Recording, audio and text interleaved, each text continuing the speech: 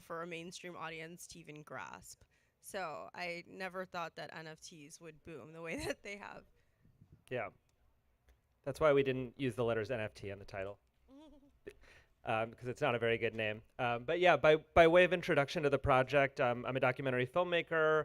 Had a film here at South by Southwest last year, which was virtual, so it's really great to be back in person and be enjoying movies and cinema again.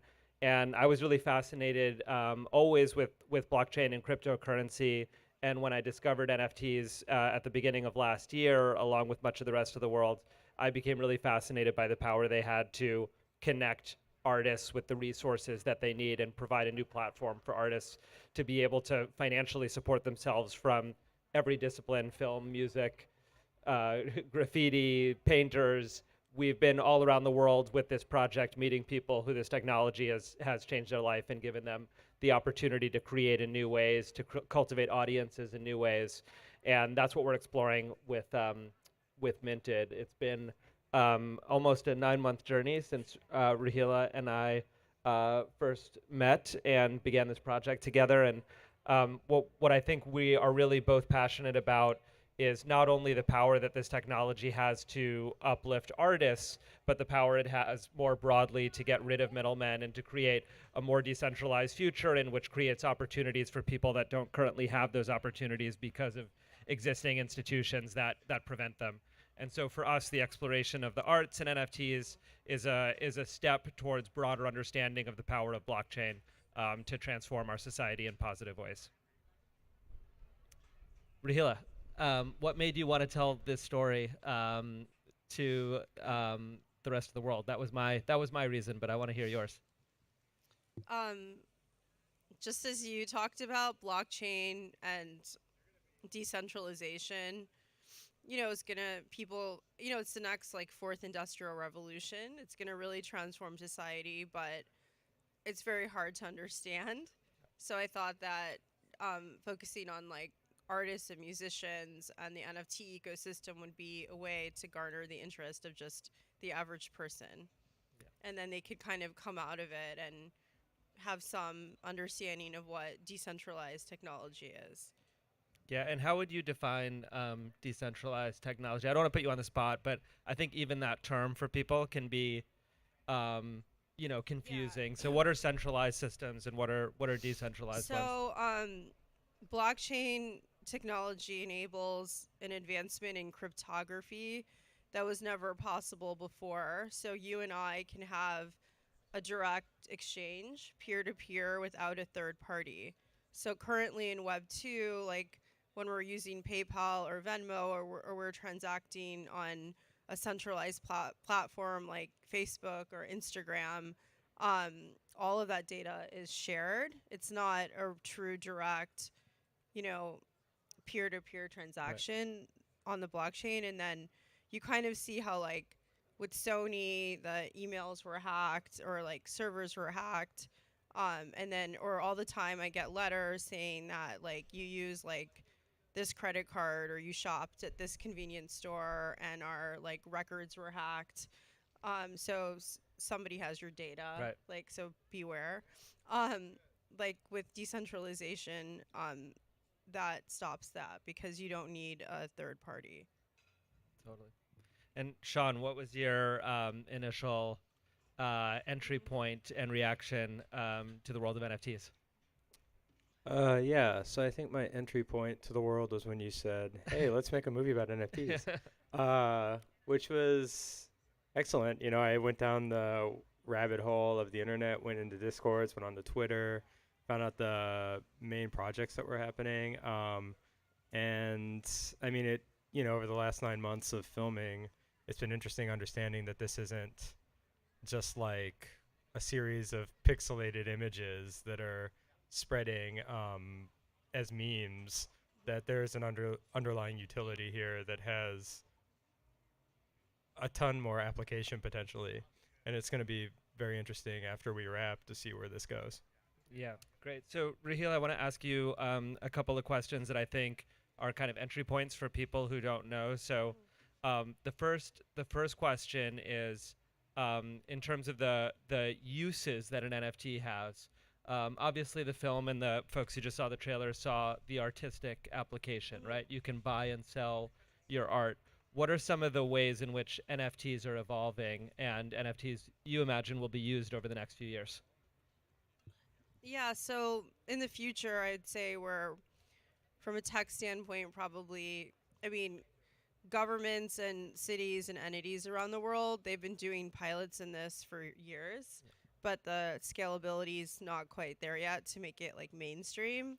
But like in the future, like my property or my college degree will be on the blockchain. So when a situation happens with Ukraine or in Syria or in Haiti where institutions and buildings that have these records are completely destroyed, it doesn't destroy your evidence of having something because it's on the blockchain. Right.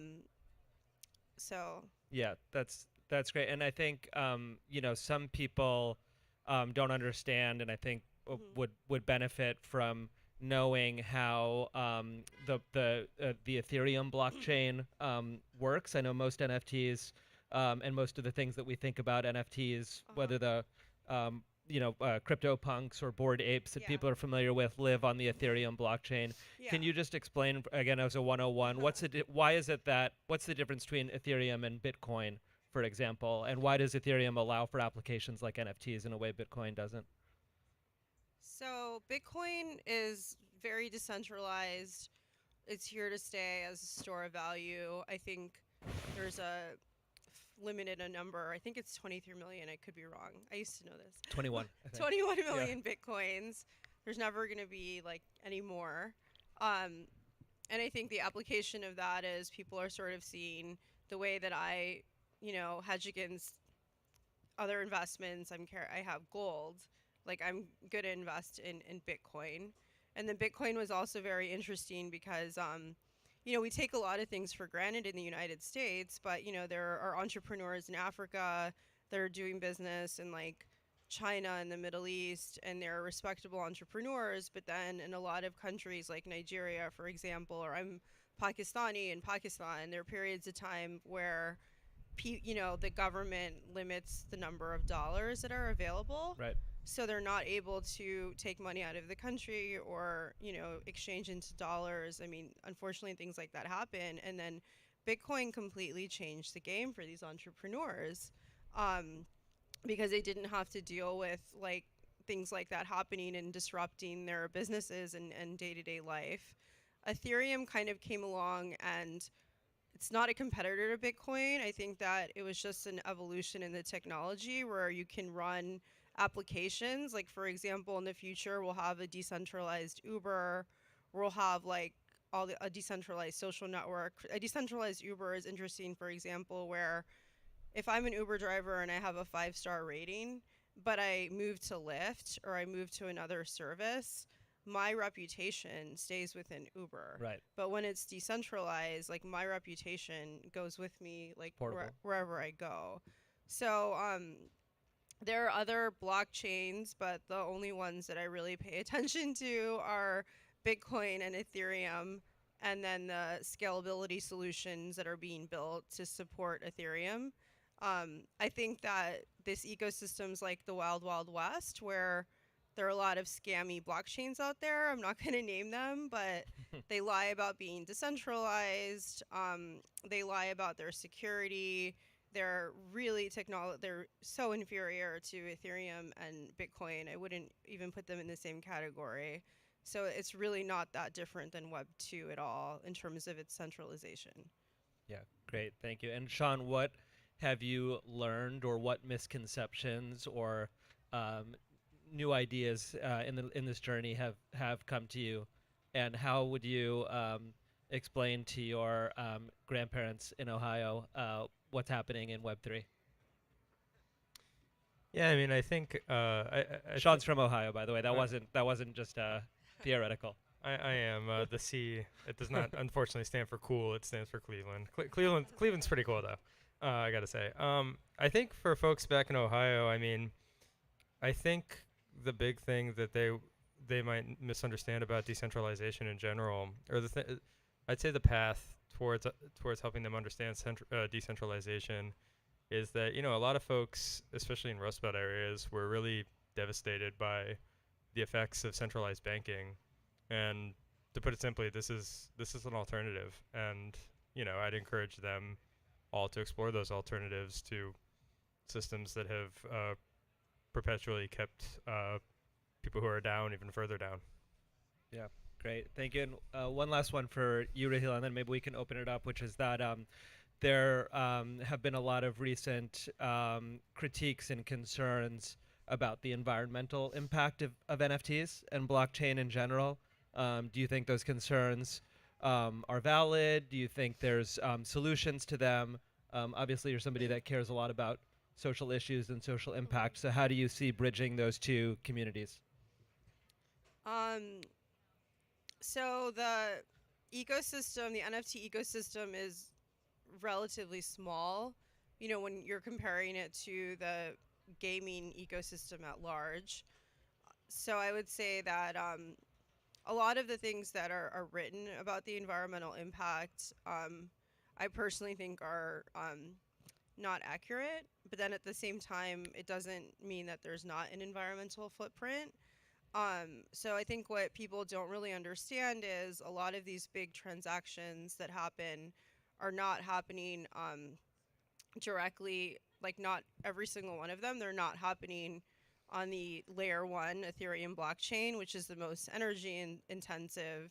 For years, we've been implementing sidechain solutions that are less energy intensive. So that's where a lot of that traffic is. And the other thing too is it sometime either in the summer or the fall, Ethereum will move from proof of work to proof of stake. So that will take when you mint an NFT, like your transactions and things that used to kind of have heavy consumption on the Ethereum layer one blockchain will be equivalent to like me tweeting something. Right. So an NFT would be the same environmental impact as a tweet once those solutions are fully implemented. Is what you're saying? Yeah, and I mean, what type of future do you guys want to have? Like right now, it's really old, like databases that you know what I mean. Right. That all of our like life history and everything are on. Like it's such an archaic way for the world to store data. Like, Right. why are you anti-innovation? Like something that is more secure and provides like, you know, just an endless amount like of opportunities to the point where it is the next like fourth industrial revolution. So I think it's my journey, just not in NFTs, but working in the Ethereum ecosystem since 2016 has been like really hard because I just see that people automatically hate on something they don't understand. Right. And they'll believe all these misconceptions and not properly without properly doing their research. Right. So that brings me to one last question for you, and I think maybe most important for the audience here is what would you recommend people do to begin their journey with NFTs specifically, whether they're artists or collectors? I think a lot of people are very confused and like intimidated and as you said, maybe misinformed or just don't know. Yeah. What's an easy way for non-technical people to begin their journey in this I world? would actually follow Reese Witherspoon on Twitter because she does like an excellent job of accurately explaining what digital ownership means, and I think highlighting very legit NFT projects.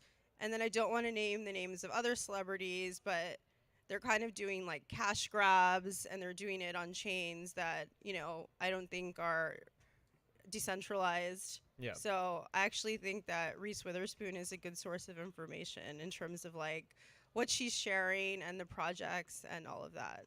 Cool. And just generally, like, it is a very hard ecosystem to properly understand because there's so much misinformation. And then every 3 or 4 months, the technology becomes more sophisticated. Right. So it's not like you can go to the library or read a book or read an article that was written like a year ago and be up to date. Like everything just keeps evolving and changing. Like for me, like personally, I've been able to stay up to date because of crypto Twitter. Right. Like where you're following the accounts of like there's 100 Ethereum core devs. So you're kind of following, exactly what's happening on a day-to-day basis with like all the tech improvement. Well, just all the evolutions and like what got delayed, what test nets are working, which ones had like a bug. So, things got didn't happen in the time frame that they expected or now they are. Yeah, great. And I'll just add one for myself, which is that for me, a real entry point to this world and an understanding of it was actually just the act of buying an NFT, which started with downloading a MetaMask wallet, which is a very user-friendly interface application with the Ethereum blockchain, and picking an artist, one of the ones in our film actually, whose work I really liked and supported, and buying it and owning it. And I think that created a real mental shift for me in what might feel like something totally intangible, suddenly feeling tangible and something that I was proud to own. And that to me was a major shift in my whole perception around it, which is not to say that I think it necessarily has value. And I think the question of what NFTs are worth is another one that we haven't gotten into yet. But I do think for me, and I would recommend for others, just buy one, even if it's super cheap, and then feel what it feels like to own it and see if the feeling of ownership of it is different from the ownership of a baseball card or a check mark on Twitter or another digital or physical asset. So yeah, I think maybe that's a good place to stop. I think the ibble folks want us to open it up for questions. Yes, we probably have about 12 minutes, and we've got several questions pouring in, as you can imagine, from the ibble app. Because such a hot topic. So first I've got, do artists have copyright over stolen art that's been converted to NFT? Oh, interesting. Do you want to take that one, Rahila, about copyright and NFTs? Things that like previously existed that have been converted to NFT now. Yeah, so if you look at the World of Women project and like Bored Ape Yacht Club and things like that, the way that the community likes it being done is if I have the World of Women NFT, which is like a very popular project that I think recently had a Christie's auction as well, I can do whatever I want with that image. Right. Like I own the copyright, and then I think that some artists will try to do things a little bit differently, and I think that you kind of see the community like rejecting that. So I think that IP is actually an issue that we plan to like address and talk through in our film as well. Yeah. And there is a lot of infringement, I think, of the kind that the person who asked the question asked about. And there's a service that an organization called DeviantArt runs called DA Protect. And what they will do is scan all of the major marketplaces like OpenSea, et cetera, and get them to take down duplicated or stolen work. And so if that's happened to anybody, or if you're afraid that's happened to them, check out DA Protect. So next I've got, what's the best way to spot new investment opportunities in an NFT space? That's you. Clones? No. Well, I'd say like for me it's like I don't mean to, this is just personal.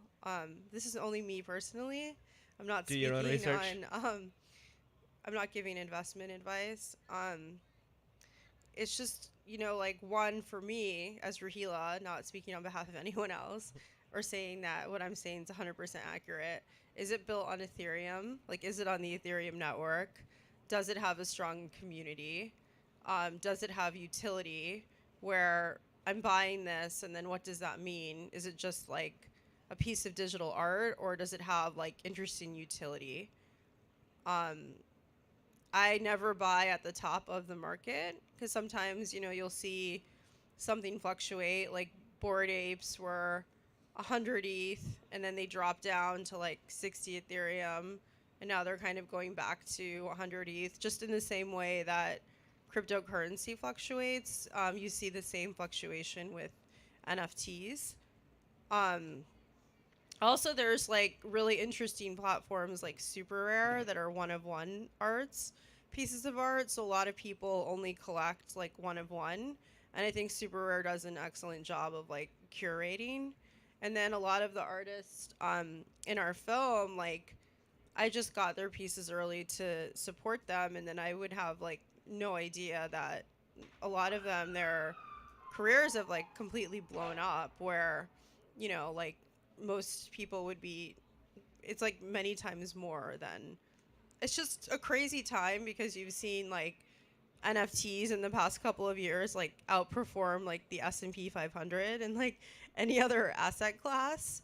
So you just kind of have to be mindful of you're in it for the tech and like the the efficiencies and the improvements that are going to be created, and then just not getting caught up in all the price bubbles because that essentially can be like gambling.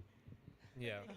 Yeah, and I would say from the perspective of the film, we're trying to really parse out the different communities that you just described. Like, is this a financial vehicle, or is this a tool for artists? And I think there's many people approaching this from different perspectives. And for me, it's more the latter one of this creating a direct connection between artists and their audiences. Yeah, I would be very careful about. At least I am personally, despite making this film, Yeah. incredibly careful about NFTs as investment, and the film is not, a proponent of people investing their life savings into NFTs. Certainly not. It's about the utility and technology and what that can mean for the world.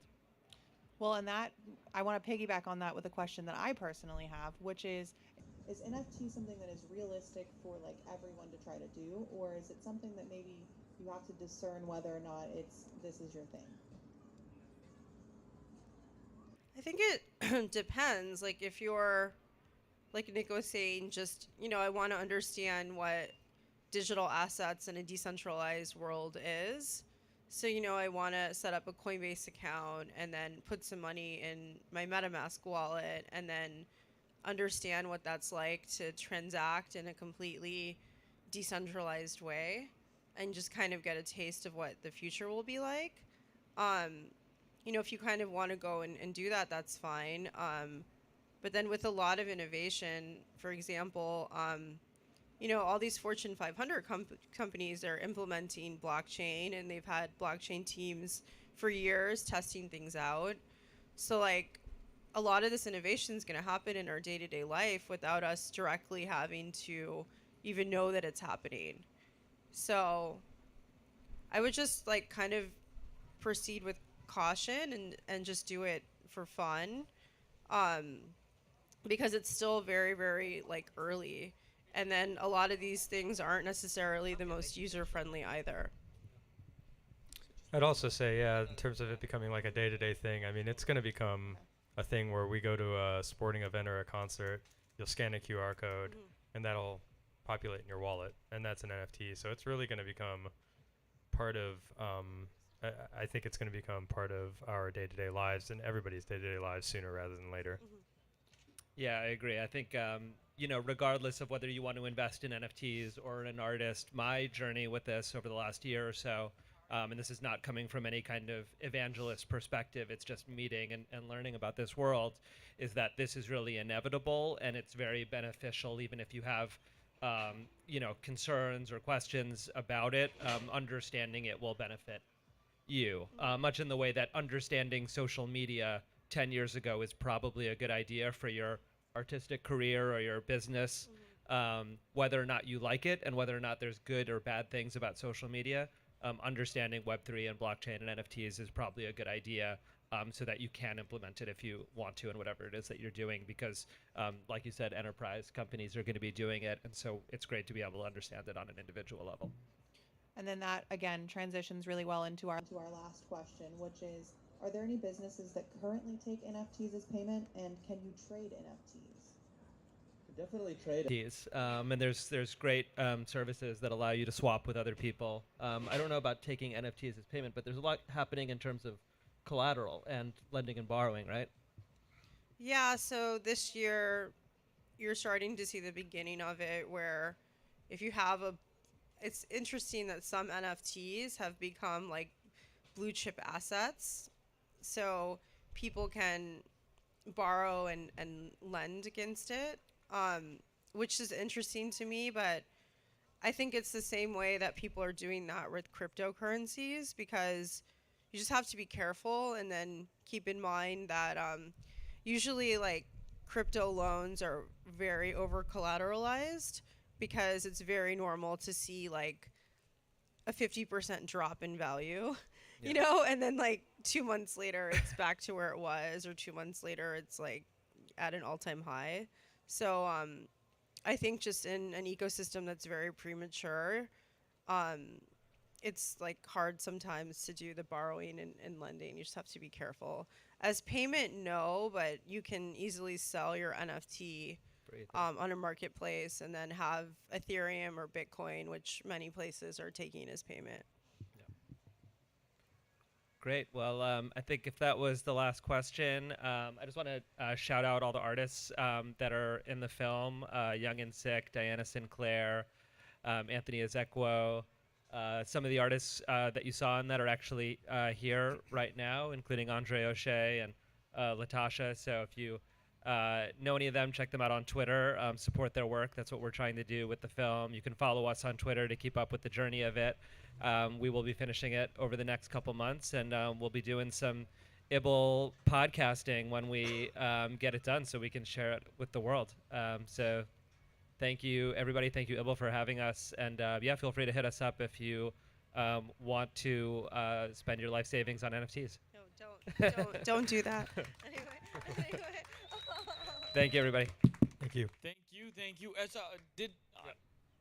Where can we watch it? When can we watch it? Sure. So the movie's in production right now. We'll hope we'll be back at a festival near you around this time next year. But you can follow all of us on social media to follow the journey of it. This was really just a super secret sneak peek, which we normally wouldn't do except for ibble. But you will see us all posting little behind the scenes on Fantastic. our on Instagram and Twitter. So Love it. Thank you. along. Just South by next year. Boom. That'd be great. Go.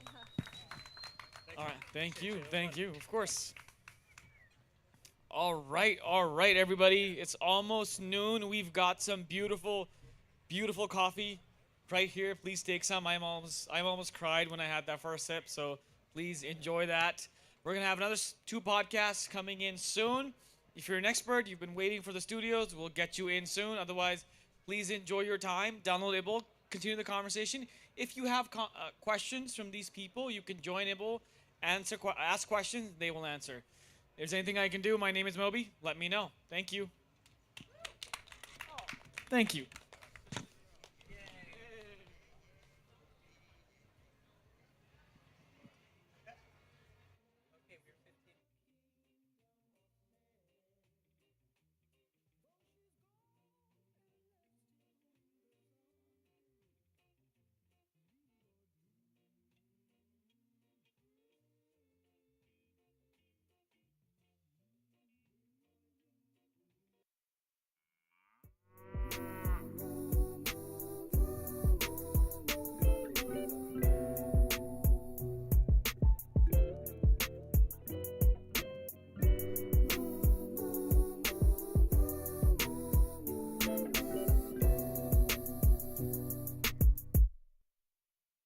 Yeah, bitch, I'm a cow.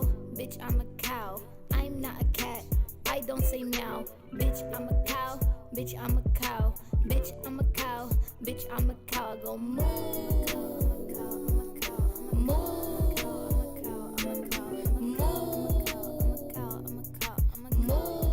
Yeah, I said, bitch, I'm too smooth. I'm not in the mood. Tryna make moves. Bitch, I'm too smooth. I'm not in the mood. Tryna make moves. Got milk, bitch. Got beef. Got steak, ho. Got cheese. Great A-ho. Not lean. Got me A1. Sauce, please. These heifers got nothing on me. Stakes high. Need a side of collard greens. Cash rules everything around me. Ice cream. You a calf, bitch. You my daughter. I ain't bothered. Get slaughtered. Got the methane. I'm a farter. With my farmer. McDonald. And they feed me real good. It's an honor. Philly cheesesteak. Other than that order. Chili cheese fries as a starter. Got the steroids keeping me stronger. Bitch, I'm a cow. Bitch, I'm a cow. I'm not a cat. I don't say meow. Bitch, I'm a cow. Bitch, I'm a cow. Bitch, I'm a cow.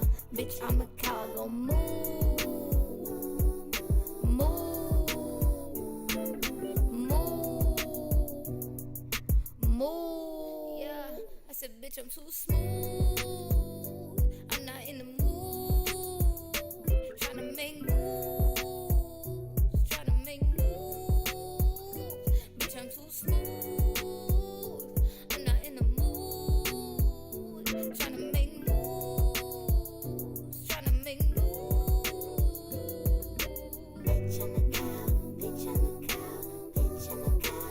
Bitch, I'm a cow. Bitch, I'm a cow. Bitch, I'm a cow. Bitch, I'm a cow. Bitch, I'm a cow. Bitch, I'm a cow. Bitch, I'm a cow. Bitch, I'm a cow. Bitch, I'm a cow. Bitch, I'm a cow. Bitch, I'm a cow. Bitch, I'm a cow. Old MacDonald had a farm. I give him a titty tryna keep him calm. I'm just tryna turn up in the country. I ain't in the city cause they ain't got lawns. Suck a nigga dick or something E-I-O. Shitting on these bitches, only thing I know. Tipping on the stick, I see the chickens and the pigs. They wanna catch us riding dirty with them fiends, I know. I ain't a moose, bitch. Get out my hay. Get out my hay, bitch. Get out my hay. I ain't a moose, bitch. Get out my hay. Get out my hay, bitch. Get out my hay. I ain't a moose, bitch. Get out my hay. Get out my hay. Get out my hay. I ain't a moose, bitch. Get out my hay. Get out my hay, bitch. Get out my hay. Milkshake brings all the boys to the farm, and they're like, it's better than yours. Damn right, it's better than yours. I could treat you, but I have to charge. My milkshake brings all the boys to the farm, and they're like, it's better than yours. Damn right, it's better than yours. I could treat you, but I have to charge. It's better than yours. It's better than yours. But I have to charge. What it do? It's better than yours. It's better than yours. But I have to charge.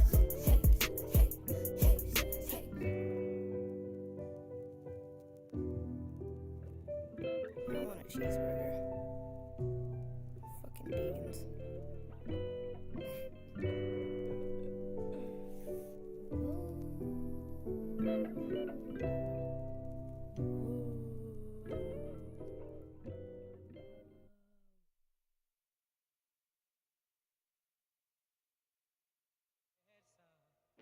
So that every mouth can be fed.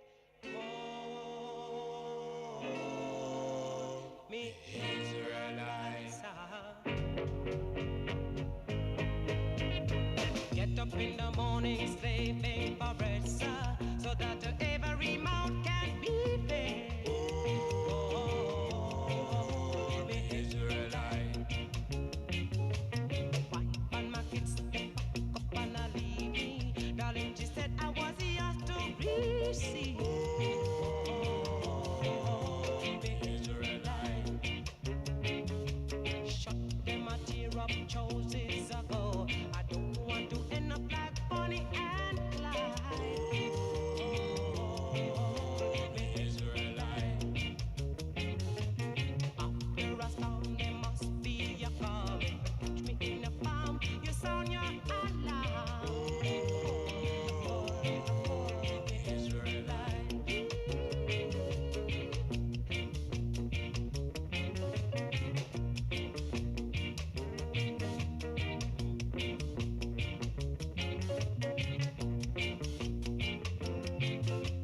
Get up in the morning, stepping for bread, sir, so that every mouth can be fed. Oh, Israelites, sir. My wife and my kids pick up and I leave me. Darling, she said I was yours to receive. Holy Israelites, sir. Look, them a tear up choices ago. I don't want to end up like Bonnie and Clyde.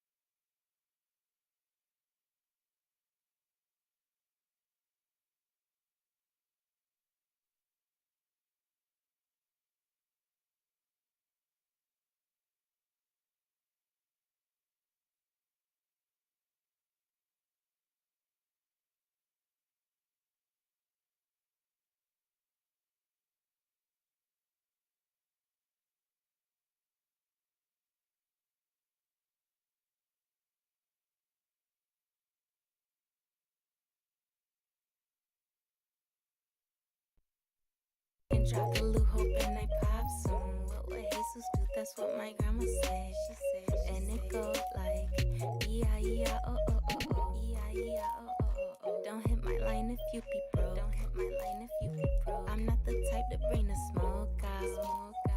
I'm just the gal that like to smoke out. Minty in the coupe, who be you again? I can't do no negativity. Oh wait, I'm sad again. I let my top down when I'm feeling down. I feel myself again on top now. On top now. Taste spin, ramen recipe, choking on lemon drops. Huey say pop, lock and drop the loop, hoping I pop soon. What would Jesus do? That's what my grandma said. She said, and it goes like E-I-E-I-O-O-O-O, E-I-E-I-O-O-O-O. Don't hit my line if you be broke. Don't hit my line if you be broke. I'm not the type to bring the smoke out. I'm just the gal that like to smoke out. This just be like dinner date with the besties. But you at CC Pizza though.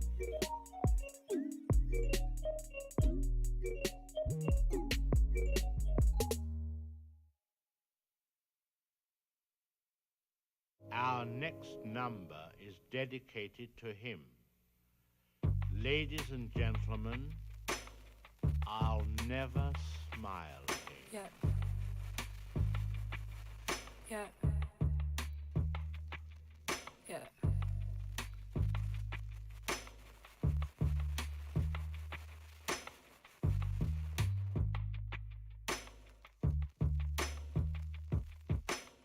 I'm looking deep into the atmosphere and smoking gas.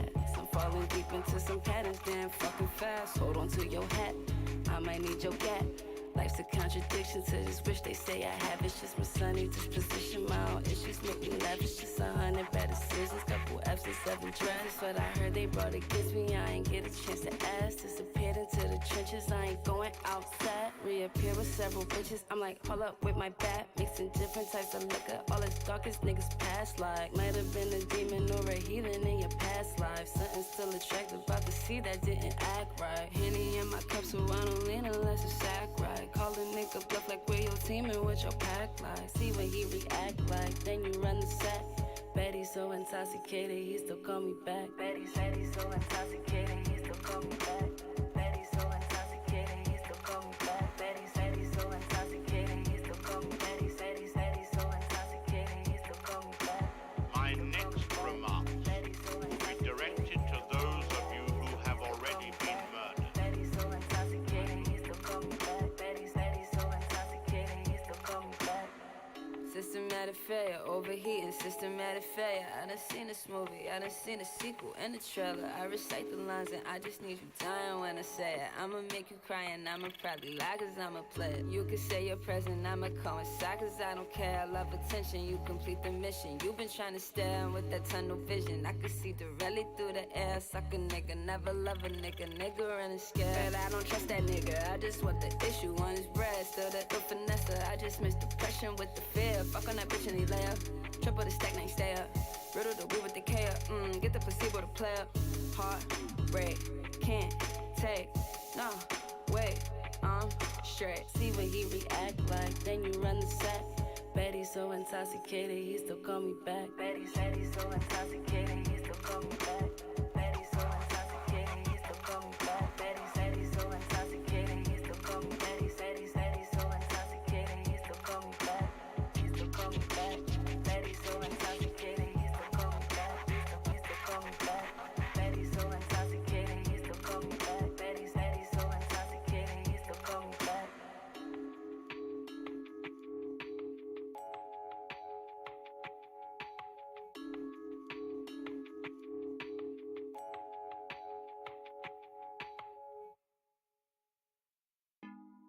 Penelope pooped on my pepperoni pizza. Crack kills if it don't get your whack well. Crack kills if it don't get your whack well. Crack kills if it don't get your whack well. Crack kills if it don't get your whack well. Yeah, whack got the flavor like a water ice. Fucker with the grade, take your daughter life. Bye. Yes, I order rice with the vegetable. Boy acting like a bitch, that's the transsexual. Point the head out like a decimal. Your funeral's more like a festival. I'm always right, it is legible. I'ma let them know that all these rap niggas is edible. Wax should be snapping them short. They get the black and tell them roll the carpet out, cause I'm looking for my lady. You acting like you a rapper who wanted to be an actor, but really you are an actor pretending to be a rapper. Don't play no games. I know you're lame, my flow don't change. She's oh so strange. I'm sick when I'm rapping. You bitch when you're rapping. The queen beat the captain. I shit, you're a napkin when I'm out of tissue. Niggas hating and it's not an issue. They say, where you been, girl? I gotta get you. On my song, man, I need me a feature. I don't like you, and I hope you don't like me neither. Bottle like Griffin ain't talking about beater. Nigga wanna get the sauce, I deliver your pizza. Nigga wanna get the sauce, I deliver your pizza. Crack yours if it don't get you whack well. Crack yours if it don't get you whack well. Crack yours if it don't get you whack well. Crack yours if it don't get you sack. Crack yours if it don't get you whack well. Crack yours if it don't get you whack well. Crack yours if it don't get you whack well. Crack yours, crack yours. Got some enemies. I'll give a fuck about it now. I got some enemies. I'll give a fuck about it now. I got some enemies. I'll give a fuck about it now. They ain't no friend of me. I'll give a fuck. Whose crown is that? That's hers like the chips. They point at me and I don't resist. I hope you hold your fist when I open lip. A dose of this will have your ass choking quick. I poke a stick in your asshole. I'm too big for these niggas like dad's clothes. I done caught a body. Bathrobe. Earwax? She's an asshole. That's what they say when they see me. Whack all over my baby.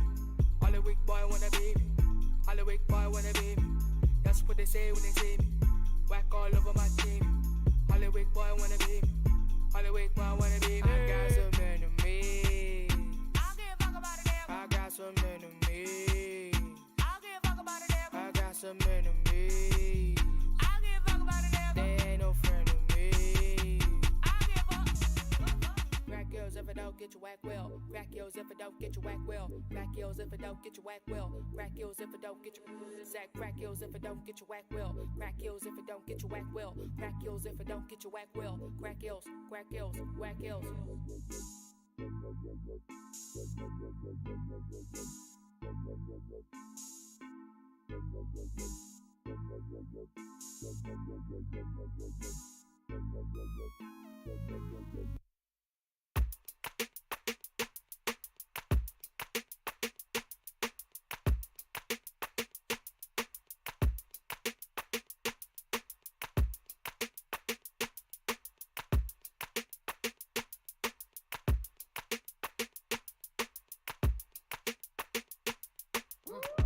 This shit is a girl blunt.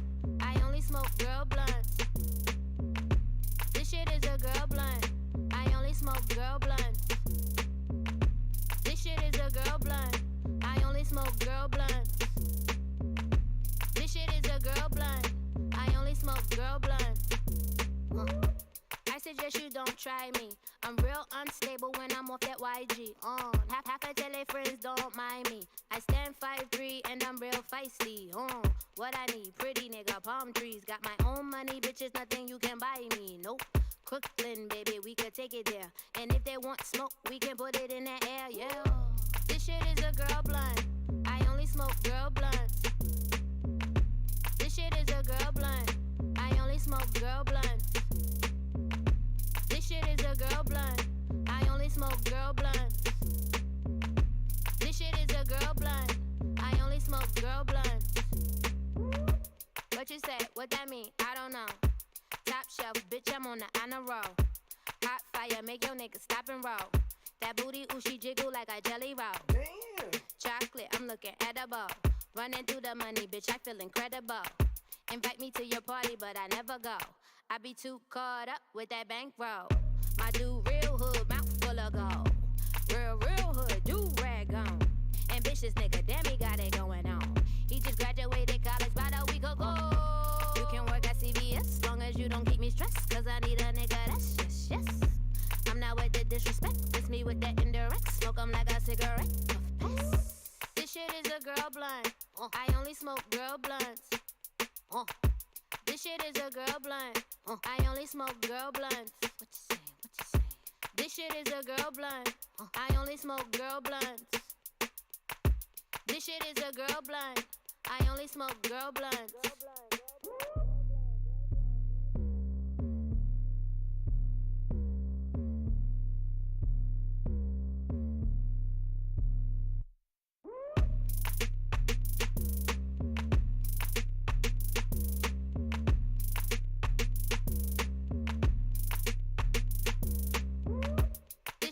girl blunt. I only smoke girl blunts. This shit is a girl blunt. I only smoke girl blunts. This shit is a girl blunt. I only smoke girl blunts. This shit is a girl blunt. I only smoke girl blunts.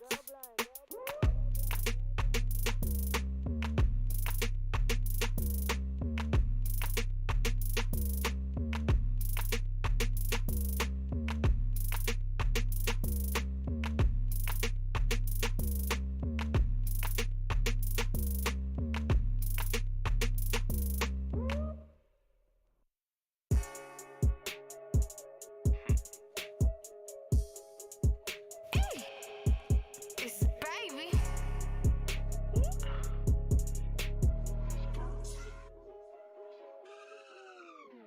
Whoa, whoa, hold on, back up. Before we came here, they warned y'all about us. Came in 10D10, but behind them ain't shit sweet about me. I'm the right one. Who is saying so what they How's everybody doing?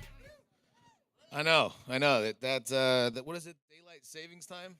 I'm not sure what I saved. I feel like it's daylight losing time. How many people here are sneakerheads or like sneakers, collect shoes? Half of us. That's good. It's good. We have some legends in the sneaker world today that are going to come talk shop. We also have a special guest from the University of Texas, Mr. Bijan Robinson.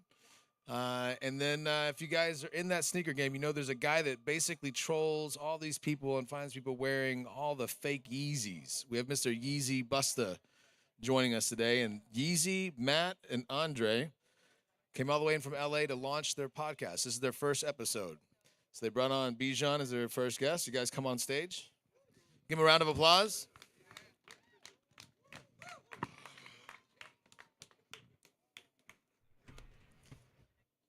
So we're going to make our West Coast friends feel really, really welcome. Everybody in the house, give them a big Texas welcome, big high five, big clap. Welcome to Texas, guys. Matt is the founder of Nice Kicks. Everybody know Nice Kicks around Austin? All right. Gentlemen, thank you. Take it away. What's going on, everybody? Thank you for having us. Shout out to Austin. Shout out to Ibble. Shout out to South by Southwest. Thank you for the introduction, Xander. Appreciate you. Can you guys give a round of applause for Xander, please? Xander. He's the one setting this all up, so appreciate you. So we're going to do this a little bit on the fly here because this is our first episode, and you guys are going to get to see the real, raw podcast, which I think is what people really love about podcasts is because they're so raw. But anyway, so yeah, this is Matt Halfhill from Nice Kicks, founder of Nice Kicks. I go by Yeezy Busta. This is Andre, a.k.a. Croatian Style Lustina. And we got Bijan Robinson here, one of the star up-and-coming athletes from the University of Texas. And yeah, so us three are the co-hosts, and here we got our talent, our guest. So yeah, let's open it up. Do you guys want to introduce yourselves? Yeah, I'll start. I'm Bijan Robinson. I'm from Arizona, and I play football here at UT. I'm just really happy to be here to get to know everybody, and see all the new experiences with South by Southwest. This is a really dope, experience for me because I never experienced this before, and just all the connections and just people that I've been meeting here this past couple of days. It's just been really cool, but I'm just excited to get to talk to the guys and see what we got scooped up. Talk a little sneakers, talk a little sports. Yep. Yeah, there we go. My name is Andre Lustina, known as Croatian Style, one of the grandfathers in the whole sneaker game from like a long time ago. But I own Project Blitz. It's a e-com. We're gonna be opening up a store location in Los Angeles. We have like a bit of a lure of our like warehouse facility because it has like some of the craziest, most rarest sneakers in the world. That it's had the likes of Travis Scott, Drake coming multiple times, and athletes Scottie Pippen to Jason Tatum, Ivica Zubac, and even people like AJ from the Backstreet Boys and Wale. I mean, we had so many different type people that have come over to the place, and it's kind of a special little location. But yeah, and here we are. Yeah, years later. And even that, I think you're being humble with that intro. Like before the term shoe plug was around, like this guy was that plug. Before the term reseller or finding that obscure blitz was it. So known Dre for a long time. My name is Matt Hatfield. Been in Austin since 2004. Started something called Nice Kicks almost 20 years ago. And been rolling with sneakers ever since, and it's kind of cool to see it continue to evolve, just like the city of Austin. What started out as a little thing online with a bunch of weirdos who really like shoes has now become a global thing, where now, seems like a lot of people are making sneakers their first choice to wear all the time, rather than just something they can get away with on casual Friday or after work. Yeah, you're being a little humble too. I mean, Nice Kicks was definitely like, if not the first, one of the first. I mean, this is when people just had blogs, and nobody knew where it was going. Nobody knew where, like, it was going to turn into social media and become like, basically mega $1 million in media, and even bigger than television. So, to be part of that in the beginning of it, it's pretty amazing. I think we come from that same time. It was literally like 20 years ago. Yep. I was a kid doing my thing. We're like the same age now, and basically it's like this teenage dream that now has, you look at the teenagers these days in, either reselling or starting their own media platforms, and even over the last 10 years, then you have guys like Yeezy Busta who have come in. Like D came in, and he was one of those next generations. Yes. That started on YouTube and with social media, because we didn't use social media. We didn't have it at that time. No. And then the guys like D came in, and really were the first pioneers of that era. And why don't you tell them a little bit about what you've done? Okay. So I have always been a diehard Kanye West fan. My whole life, still am, and I always wanted a pair of Yeezys just because they were his shoe. I always kind of subconsciously was into Yeezys. Grew up, subconsciously was into sneakers. The Nike Yeezys. No, Nike Yeezys, yes, but like I always was into sneakers without knowing I was into sneakers. I was an athlete growing up. I played tennis for 15 years. Played soccer pretty much my whole life, and I always was like, okay, I got to get the dopest cleat, or like the newest court ballistic, or whatever cool shoe was coming out, or the Vapors, like Roger Federer's shoe. And I didn't really realize that I was into sneakers, but I was into sneakers. Does that make sense? And then when I went to college, the Yeezy Boost came out, and I'm like, okay, finally it's going to be kind of like a somewhat affordable sneaker that Kanye came out with, and they were like $500, $600, $700 at the time. And at the time I was working at Starbucks, saved up some money. Long story short, ended up buying a pair of Yeezys, and I kind of started my page. And obviously in the sneaker world, real and fake is a huge thing. Everybody has got at least once, and it's a serious problem. So I kind of, in a joking way, started kind of playing with real and fake, and kind of trying to introduce people to how to find out what's real and how to find out what's fake, and how they would be able to buy the real thing and not get scammed. So, I started the page almost as a joke. It went viral, and here I am today. And then you started busting all like Soulja Boy and stuff. Well, yeah, and then you got death threats there's from a Soulja few. Boy. He was like, the first to do it, right? Yeah. Was he the first to get busted? Yeah. Soldier, no, actually it was Sway Lee, believe it or not, out of the rappers. But I mean, but you guys talked later, and you guys became cool.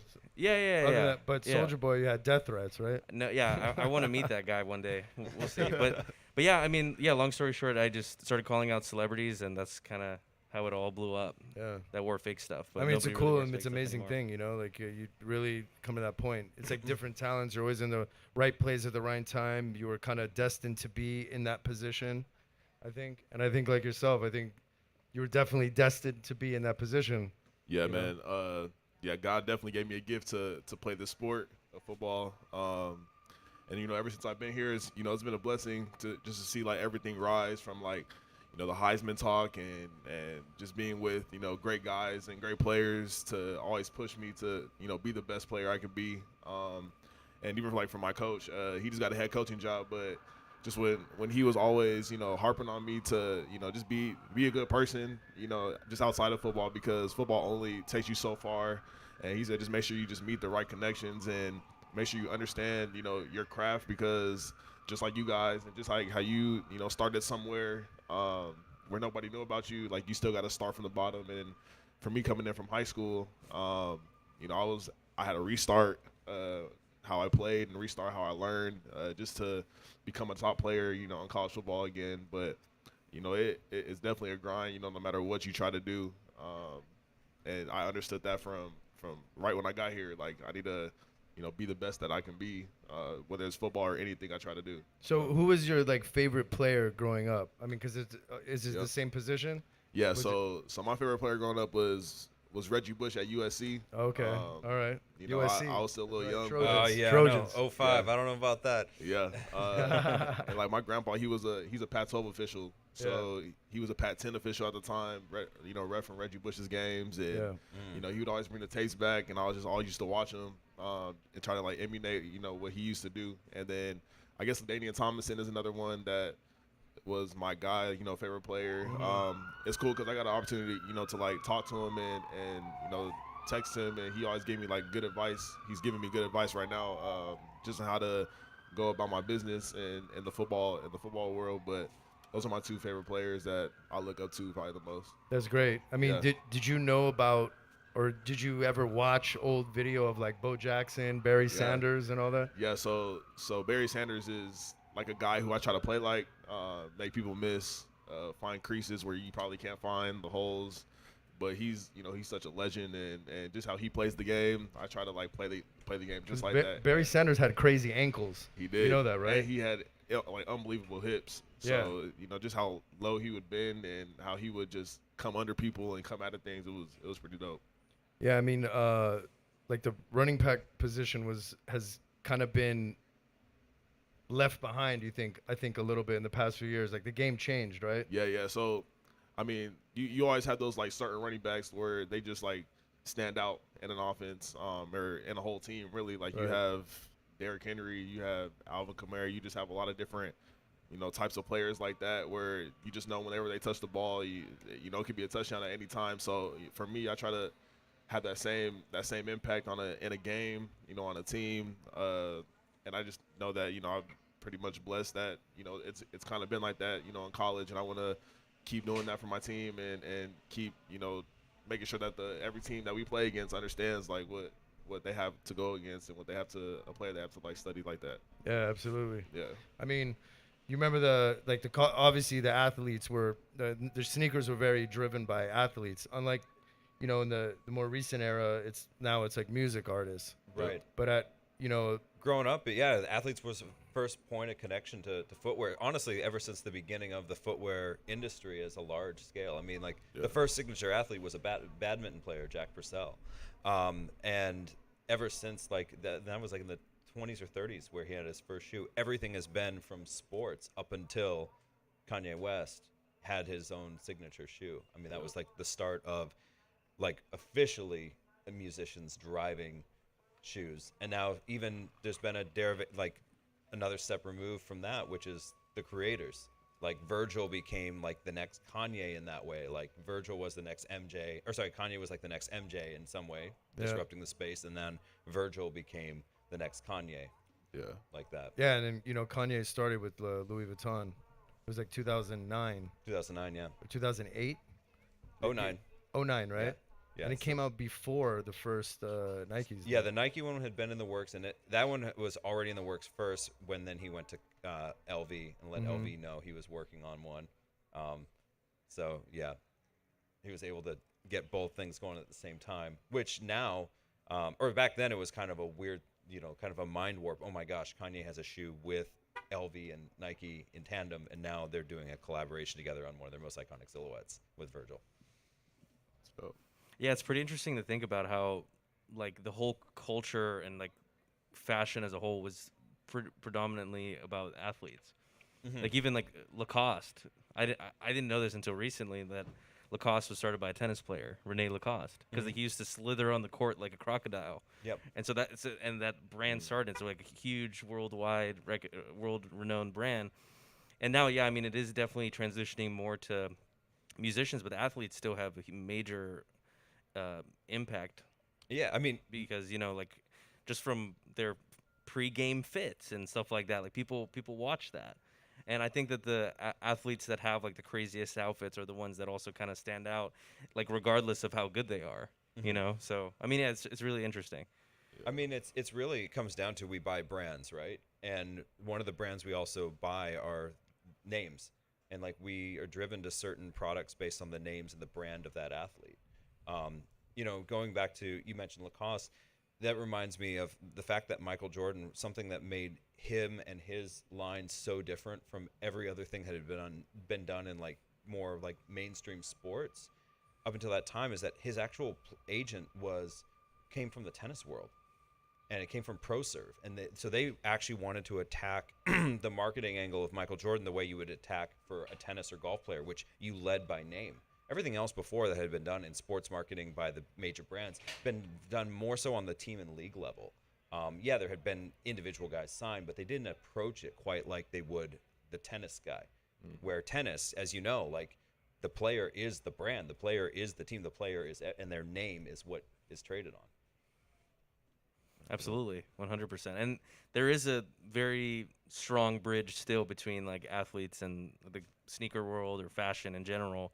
I mean, Bijan, what do you think about, like, are you into sneakers? Are you kind of like, you like them, but you don't really collect them? Do you collect sneakers? Like, kind of tell us a little bit about Yeah, that so side of the things. past couple years, I started like collecting sneakers, just going to different stores, Flight Club, ordering off of GOAT, all the sneaker pages, and just collecting like a lot of them, buying a lot of dunks. But this past year with NIL, that's the name, image, and likeness. I signed with Center Texas. It's like Okay, yeah. it's Shout like out Center. Yeah. Okay, so they started sending me a lot of shoes, and I was like, yo, these are like insane. Like these are pretty crazy. So I started looking into more in depth in the shoe and like why it's being sold like this. To so many people, because they'll put it out on their website and they'll be sold out in like 10 minutes, if 5 minutes sometimes. But then I was like, okay, these sneakers are like pretty dope. So I sold like 2 pair, and they sold out pretty quick. But ever since then, I started becoming really big, a lot bigger into the sneaker world. What's your favorite shoe? Probably, so I'm a Dunks guy. Like I have like probably every pair of Dunks. But I would say, yeah, Dunks are my favorite shoes. I like One Lows. They look just like Dunks, but I just love the ones and how they look. Do you like mostly lows? I like lows a lot. Do you have a lot of SBs too? Yes, I have a couple pair of those. Man, I think you need to come by the warehouse. Yeah. You're gonna see some They're all SBs there. you've never They're seen all- before. Some crazy Yeah, ones. I gotta go. Yeah, you gotta got go to. I think 'cause- after you sign your first contract, then you got. Then it Oh, might be yeah, might be a good time to come. Yeah, serious. But you're Serious. gonna love it for real. Yeah. It's gonna be something you never see. What do you guys like sell out most of? I mean, Jordans? it's the same thing. Like, literally, I think, like the vintage Nike SBs have been like our Yeah. kind of go-to. Because we have so many things that, if you go to any of these like resale shops that pop up everywhere, they all have the exact same thing. Yep, got you. Just the recent Dunks, a bunch of Jordan 1s, and then like a couple other randoms, things that people just kind of turn over, Yeezys and a Yeah. few other things. But there's not many places out there that are actually curating what is being placed in there, because it's just Gotcha. kind of taken in from everyone else. So that kind of was the difference in what we did over at Project Blitz. Was we kind of curated this whole collection of vintage sneakers, like things that came out in like 2000, 2005, Yeah. 2010, or whatever, or even before that. But obviously you can't really wear those anymore. Right. And that's kind of like what differentiates you. You know what I mean? It's Okay. like you have to have a something different. It's kind of like what you bring on the field. Right. You gotta Right. you gotta be different. Gotta be different. You can't be if people can expect what you're gonna do next, doesn't make you anything. It doesn't make you special, right? Yeah. So I think that's literally why the name Blitz is kind of, it's unexpected, and got you. A little football terminology too, You know, right? we love It always goes in there. And I got a question. So like with Foot Locker, Champs, and like I forgot the other place, but like why aren't they the shoe places to go to anymore? And like every time I walk in there, it's like none of them are appealing. Like none of the shoes are appealing compared to Because all the good ones are sold out. Well, no, let me. Can I answer? Can I answer this one? I really want to answer this no, one. you guys. go. ahead. So because I used to literally in the 90s, it's like you going in and you ditch first period or whatever, and you go to get the Jordans are coming out, right? This is obviously in the 90s what MJ was playing. You know what he cared about the old one? It's all about the new one. Whatever the new shoe was out, that's what everyone wanted. You didn't care about retro stuff. You didn't care about Dunks, Air Force Ones, at least on the West Coast. Yeah. In New York City, that's a whole different story. But like Foot Locker it was like the mall. There was either Foot Locker or just the mom and pop, which was usually like a Korean-owned spot, at least on the West Coast too. Got and you. like those are the kind of places they didn't have boutiques, they didn't have like resale. There was no market of that, and so you literally had only that, or like sporting goods and mom and pop shops, and that was it. So that's why you only had like those type of things to go to, and you actually started saying that everything sells out. So yeah, because I mean, I think in this day and age, people only buy sneakers based on hype, unfortunately, and it's just like and monetary value and monetary value to make money. But it's just sad that people don't buy shoes because they just like them. Yeah. Does that make sense? All You know, about hype. actually, it was. I'll give you one example. At center, actually, I was there with Nick and Zeke, and we were in the back, and like Nick was showing them like the new Jordans that were coming out. It was like patent breads, and those are like $500-600. And Zeke looked at him, he's like, I don't like these, and he picked some like super GR shoe, and he was obsessed with them, and that actually made me happy because I was like, he actually likes the shoe, and he's gonna wear them and appreciate them rather than just like buying something because it's expensive or because it's flashy or because there's hype behind it. So I think that that's one thing that I want to help, maybe with these guys, bring back in sneaker culture, to actually wear and buy what you genuinely like. Because you said you're a Dunk guy, so you can buy whatever color you like, but if there's a super hype pair that you don't like the way it looks, would you still buy it because it's expensive? You know what I mean? Yeah. Okay. Most people probably would. You know what I mean? But like, that's what I'm just trying to bring that narrative back to just wear your shoes and actually like them. You know what I mean? Yep. So yeah, I mean, this guy got me into SBs right before they were like super crazy and like everyone and their mother wanted them. The thing that really drew me to the SBs is like the story behind each individual sneaker. Because like before, I thought they were just super bulky skate shoes, and I'm like, I don't skate. I don't want to be a poser. Number one, and number two, I was like, they're just not for me. But then Andre's like, oh, yo, like the reason why the shoe is so expensive or so rare is because of X, Y, and Z, and this person designed it, and blah blah blah. And I was like, wow, that's actually really cool. The first story behind everything. Yeah, exactly. Like the story is mattered more than the product itself. Exactly. Yeah. So literally, like the first Dunk, I actually was like, the first SB that I really was like, holy shit, this is like the coolest thing ever, was the lobster SB. Yep. Like the red lobster. What about those?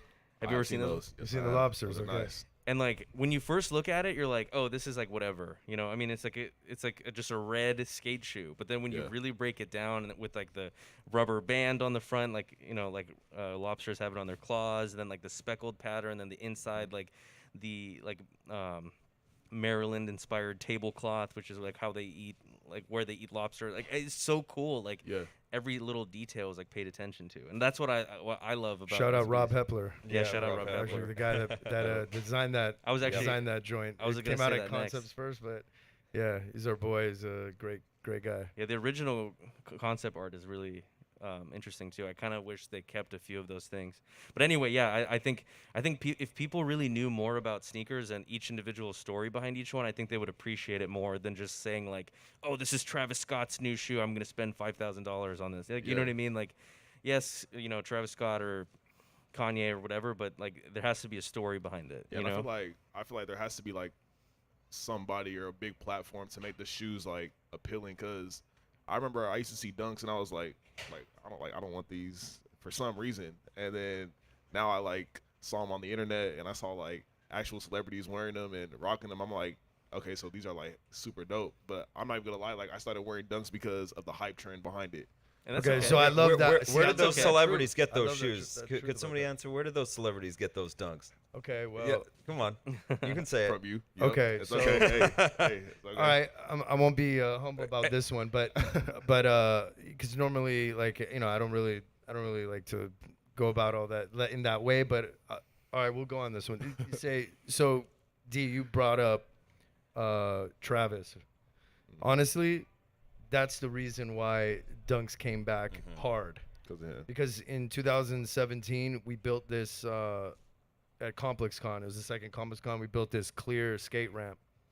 And, you know, it was with Diamond. I brought it up to Nikki Diamonds, owner of Diamond Supply. I was like, hey, look, you want to get on ComplexCon?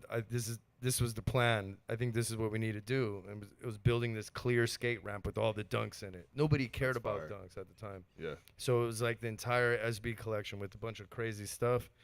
We tried to hit up Nike SB about it. They loved it, but couldn't get the approvals done because there was, I guess, energy in situations with other things. So we ran on it. We ran with it on our own, and it became a hit, and everyone loved it, and they were going nuts at the thing. Like Wale, G-Eazy, everyone was like sitting on the thing. Kids were taking pictures with it, and everyone's like, "Man, I remember those. I remember those." And right after that, it was exactly like Wale came over. He was buying the dunks, and then like a bunch of the ASAP guys got dunks. And Connor bought dunks from us. Got it from you don't have to Rocky and all that. And then but literally it was Travis, and Trav had said those words was, you think I could bring the dunk back? And I was like, hell yeah. Honestly, you can. And that's, you know, and literally that was where it started. Then, you know, he started wearing a bunch of these SBs, and boom. That is like the real reason, you know. That, you know, he's literally like his image is like a great marketing machine, and you know, style wise, boom, it was a hit. And then like that overnight, like it was already, that wave just started right after like 2017 and 18, but then when he popped off like a couple months into that, it just went boom. Crazy. And it's crazy how just one person can start something like that in such an organic sense. Like, one that I always frequently bring up with people is like, the Air Jordan 1 was probably one of the most overlooked shoes for many, many years. And then skinny jeans and Kanye West happened, and that really changed the trajectory of the Air Jordan 1. Air Jordan 1 was one of those shoes that was kind of merged, not in the retro line, but actually just the inline part of the catalog with Jordan. And it was kind of like, to increase your retro allocation, you had to take these Jordan 1s kind of thing. Absolutely. And now you see where it's at. Jordan 1s were only like reselling in Japan. Yeah. Like here they were cheap. You were buying them here and sending them over there. Yeah. And that's because, exactly, you know, people wearing Jordan 11s. Yeah. 6s and 13s. I mean, 3s were seen as like the favorite Jordan for so many years. 3s and 11s, but a lot of that stuff. I mean, I think like it's kind of crazy to see how the evolution of sneakers has changed, especially the sneakerhead world. A lot of stuff you mentioned, like things sell out at Foot Locker. For a long time, a lot of early sneakerhead world was actually chasing stuff that didn't sell out. It was finding through whatever means the items that were hitting clearance racks that people passed on, that there was like this understanding that this will be something sought after down the road. So I think of like the supply demand mismatch that Nike had in like the early 2000s, especially around like some collections like the Crepe Air Max line and Twisted Prep, where they overstocked stuff that went to finish line and was hitting clearance. But like a lot of us knew, like, there's something different about these iconic shoes. These will be something people gravitate towards in the future. And a lot of us said, yeah, we'll take that gamble. Like $19 a pair for for Blazers. We're like, yeah, we'll hold for a while, see how that goes. Same thing with like, you know, the Air Maxes. Like we kind of had a feeling like, oh, we're starting to see Air Max trend in Europe. they don't have access to this. Might be a worthwhile investment to grab these. So it was really like understanding where trends were going in different places and seeing the opportunity to buy certain things that a lot of people weren't into. Yeah. I mean, honestly, I come from that time where I felt a little bit like jaded, because I was like, man, I think these damn blogs is the whole reason why all this like hype is now becoming a thing, and people are like now looking at everything as a commodity instead of the design, the colors. You know what I mean? Some dudes just be like, man, anything purple, they're always getting it, or something like that. I right? know, or whatever. And even like for me, like the colors is such a big standpoint for me because I'm a colors guy. So I be trying to, like, people will look at my shoes and be like, why is there so many colors on your shoes? And I'm like, just watch. Like in a week, these are gonna be the shoes. Right, and right. Then they're getting them, and I'm like, I wonder like what it is like behind it, the design. I mean, who's making this a selling point? Because I feel like it's attractive for a lot of people. But you also said too that it's seeing all the celebrities wearing that model is what made you want to get it. Yeah.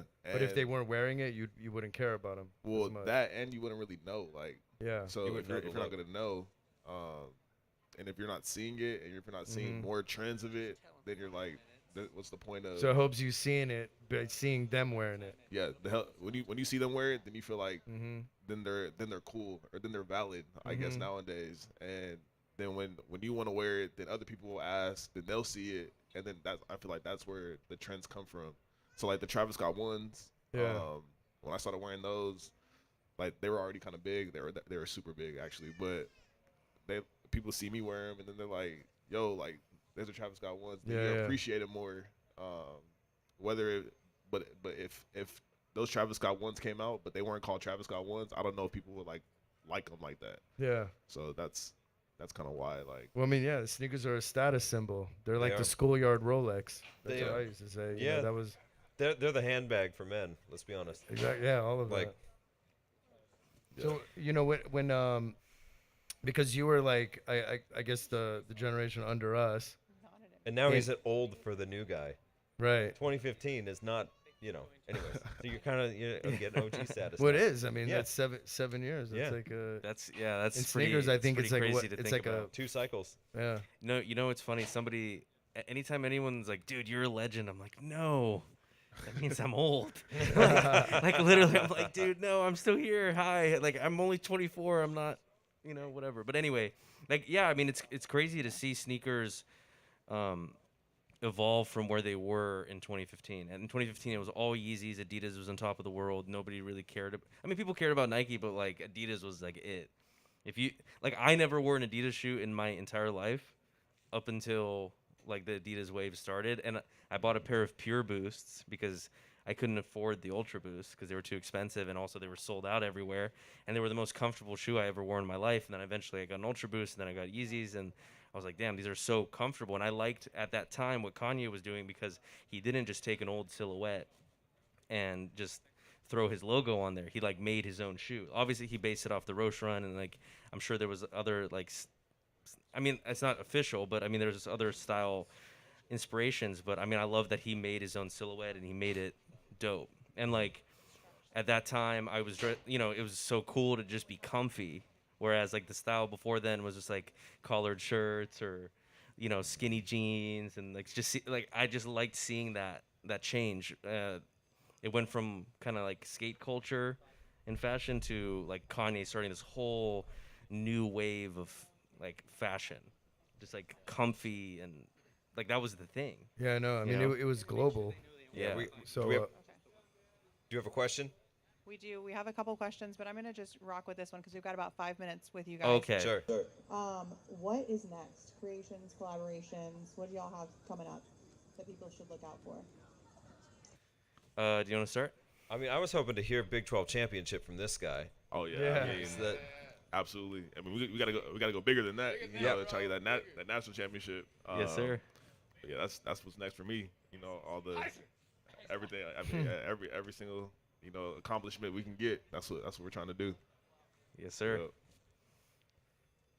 With us is literally just we're gonna be evolving Blitz and launching an app, and we're gonna be opening up a flagship store in Los Angeles, and hopefully with that that flagship we can do a little bit of that teaching and curating that we want to really kind of branch out to the public and kind of spread that knowledge and kind of diversify instead of limiting everyone to like the Jordan 1s and whatever's like on foot at the moment with everyone, Yeah, for me, it's just, I'm kind of changing some of the content that I was doing in the past. It's always going to be around sneakers, but I actually can't share too much about what I'm working on, but it's cool.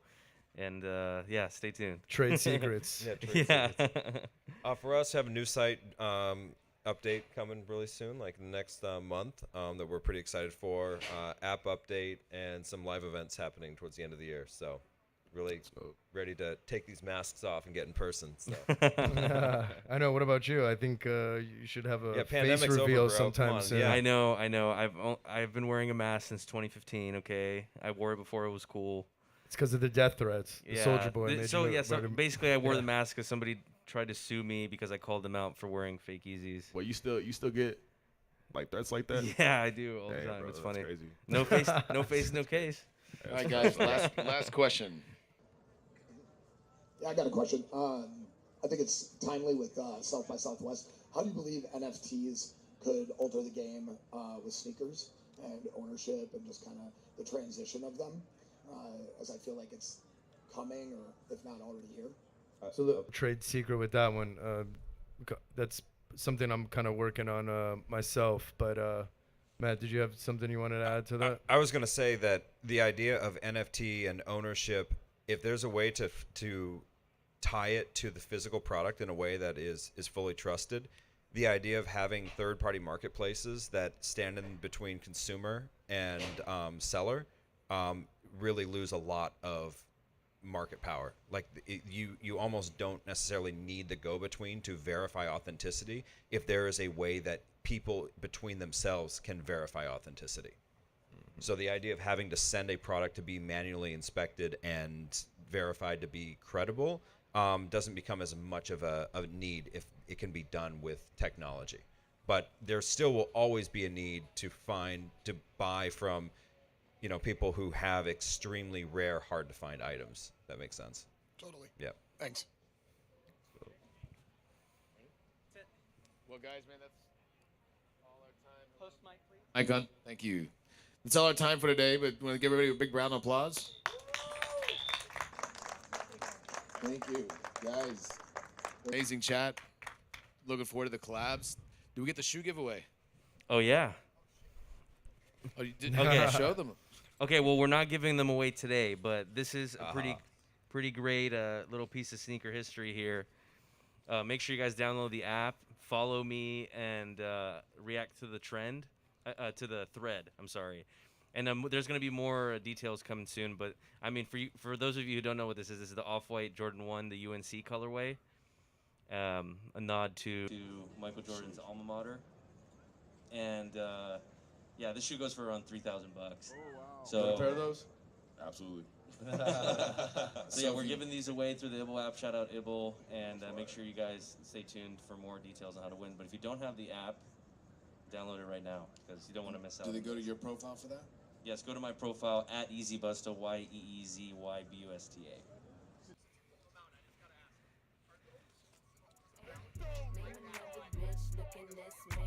It's our Oscar moment. Yes. Yes. Yep. Yeah, exactly. Well, It well, is. yeah, it is. It's Yeah. supply and demand. But these might get the attention of the But the- opposite sex. We can wrap this up in the tent, bro. We can wrap it up in the tent. Thanks, guys. Everybody give it a round of applause. All right. Thank you. Thanks, everyone.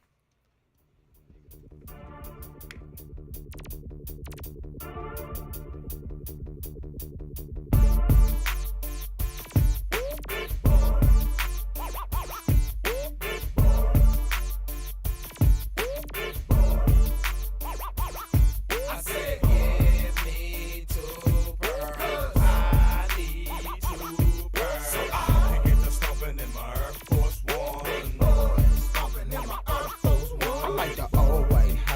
trap with the gun bottom. There's something about him, the dirty, that's why I got him. I leave him strapped and laced and come about him. The last person that touched him, I damn shot him. Now if you look and see lime green forces is kiwi, you couldn't get this color if you had a purse or no genie. You know I keeps it hip hop, my niggas flip flop.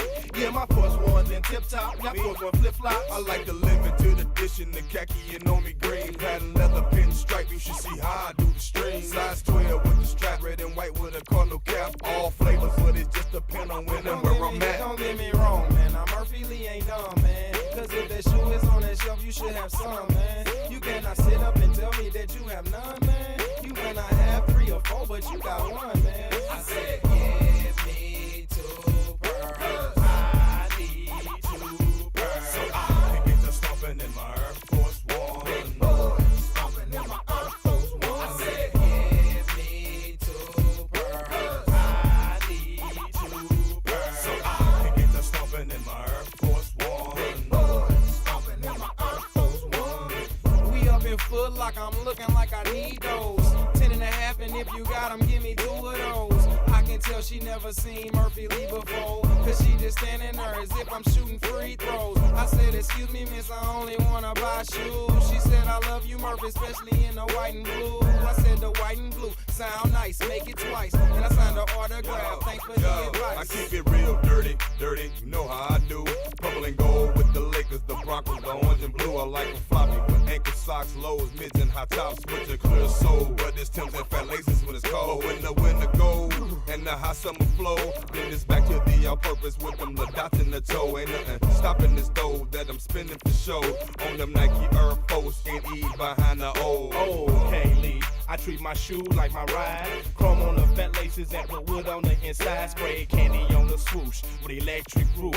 Spencer put a kid on the sole, and I got a wider shoe. Ooh, you see that low mid Skittle purple coupe, I'm driving them. Keyword, where you getting them colors? Are you dying them? 10 is my size in them, no point in tying them. Ain't no point in trying these on, they know I'm buying I them. don't nothing get the hype on first sight like white on whites. In 3/4, the lows, they all tight. The only problem, they only good for one night. Cause once you scuff them, you fucked up your whole night. Who was my basis? The look on store on his faces. This kid's outrageous, he buying them by the cases. Cause once I cop them, I gut them and switch the laces. They all purpose, shit hurt me, kinda like my datings. I said, give me 2 pearls. I need 2 pearls. So I can get to stomping in my Air Force One. Big boy, stomping in my Air Force One. I said, give me 2 pearls. I need 2 pearls. So I can get to stomping in my Air Force One. Big boy, stomping in my Air Force One. I wore Spurs at first, now it's tape on them. Damn, when those come out, so I write the date on them. These Louis Vuitton ones, you gotta wait on them. I had to get them early, so I spent more cake on them. Look, I'm trying to keep it up like a 1-minute man. While I lay on a Kawasaki, 2 headbands, jewelry and all. Fishbowl in the mall. Security buying shoes and all. Now sometimes I get them free and sometimes I gotta pay. Walk in the mall and they know what I'm about to say. Give me the black and the platinum and leather gray. Ones in the back and the pearl you got on display. Now in the boxes where I keep mine, you should peep mine. Peep mine once or twice, but never 3 times. Sneaker pro, I love Pumas and shell toes, but can't nothing compare to a fresh crispy white pearl. That Give me 2 pearls. I need 2 pearls. so I can get to stomping in my Air Force One. Big boy, stomping in my Air Force One. I said, give me 2 pearls. I need 2 pearls. So I can get to stomping in my Air Force One. Big boy, stomping in my Air Force One.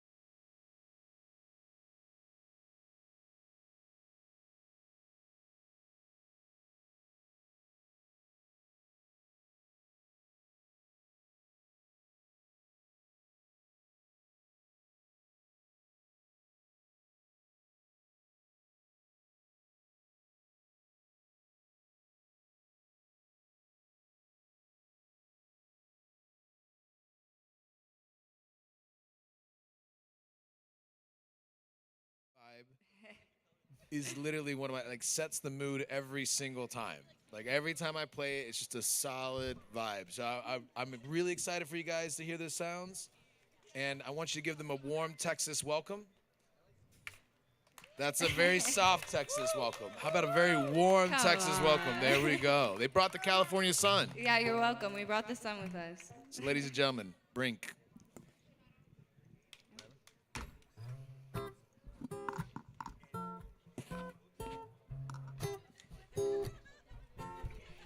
I'm so fucking tired. I've been running through my mind all day. I could use some water. I need to hydrate after all this rain. I'm not gonna say that I can't see the light, 'cause it's bright as day. I know I'm gonna be fine. But right now, it's another deja vu. If you have a flower, the medicine to boys and rays, I would gladly have her. There's nothing I can do to change your pace. Gonna take an essay to deflate these eyes, but I'm not gonna say that I can't see the light. Just right now, it's another deja vu. Just right now, deja vu. Just right now, deja. Gonna take an essay to deflate these.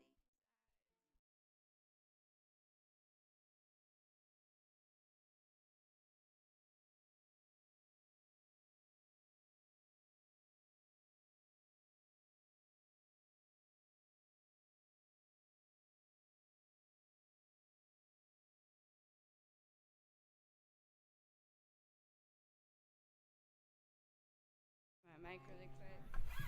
Oh. All right, so I'm Brink. This is Jackson Singleton. He's going to be playing for me today. A lot of the songs you're going to hear is up and coming off my EP, releasing April 8th. There's a few that are already out, but I'm really excited for you guys to hear it. It's my first time playing a lot of them live because we wrote the entire EP during the pandemic. So, ready to go. I'm excited for you guys to hear it. This next one's called Have You Around.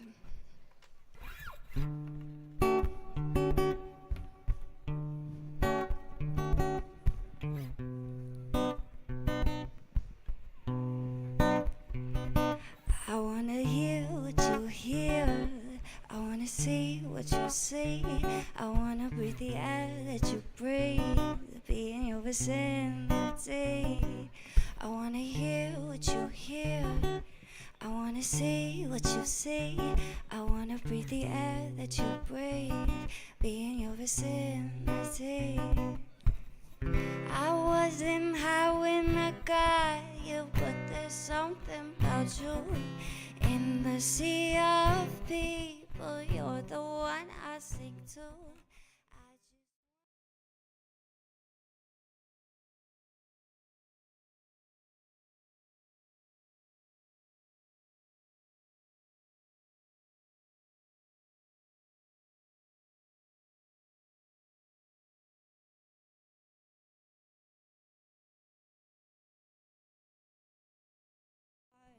Didn't know I still have you around. I didn't know I still have you around. I used to try when it wasn't right. Every guy would turn the other side, but there's nothing wrong and I don't know why. We're even good.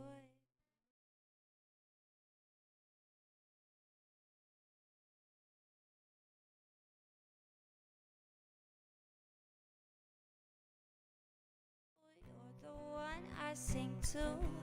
I just wanna link around your stupid tattoo. In the city where the stars are on the ground, where the street light hits the sundown. I still think of you. I could tell we could be. I could see you and me making this way too hard.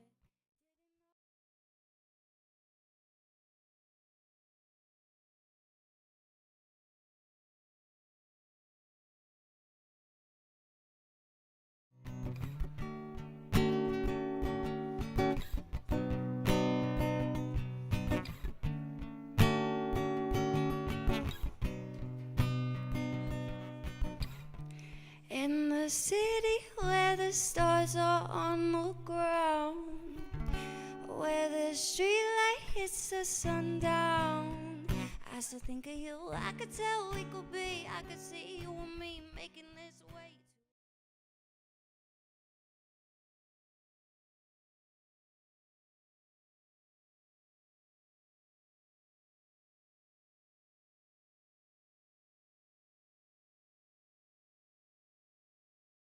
Guitar right here.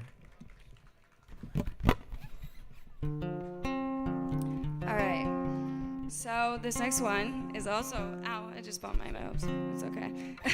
This next one's also really special because it releases next Friday. So you guys are hearing it for the first time before the whole world. I'm super psyched. If you guys like it, go pre-save it. It's in my bio on Instagram. If you like it, also listen to it on Friday. Save it. Go to all the streaming platforms. This is called Here With Me.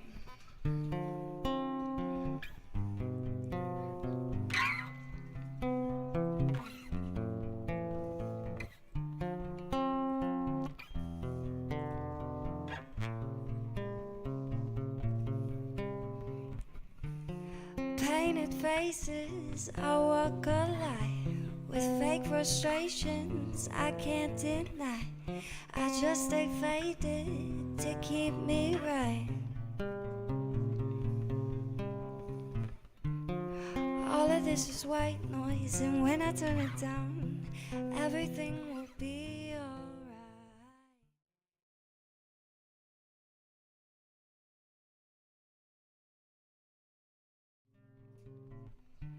Do you wanna be loved? 'Cause if you do, you can stay right here with me. I need to be loved if you do too. You can stay right here with me, right here with me, right here with me, right here with me. Stay right here with me, right here with me, right here with me. Stay right here with me. Everywhere I go to, everything is gone. Nobody knows what the hell is going on. At least we have a home, and we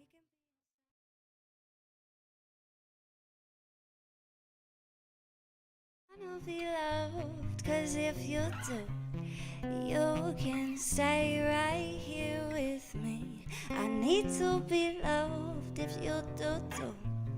You can stay right here with me, right here with me, right here with me, right here with me. Stay right here with me.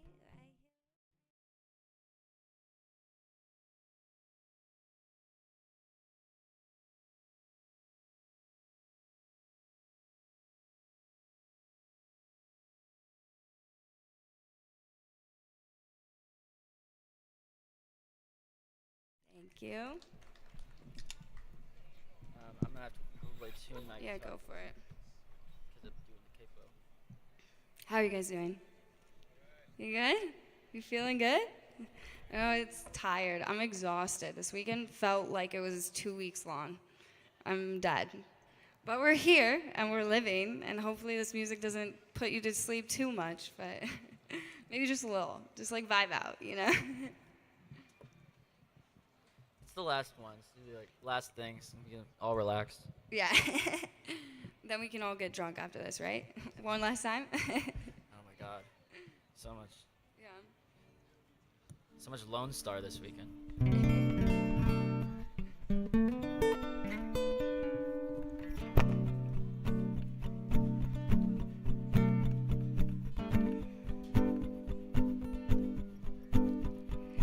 Facing the fact that I don't have friends in this city of hell. Hoping to find some angels willing to do me well. If you wanna take a chance on a small town rookie like me,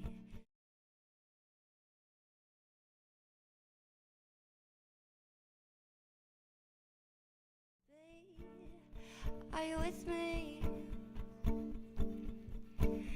I've been drinking till the morning, making my shouldn't. Hoping I will be rewarded for all the things I couldn't. You're gonna wanna be my, you're gonna wanna be my girl. You're gonna wanna be my girl. Willing to say that I hit a new phase in record time. Up till 5 a.m. now, down till 4 p.m. doing it right. If you wanna take a chance on a small town rookie like me, I got all the names for the doors that we need. I'm already nothing like how I used to be.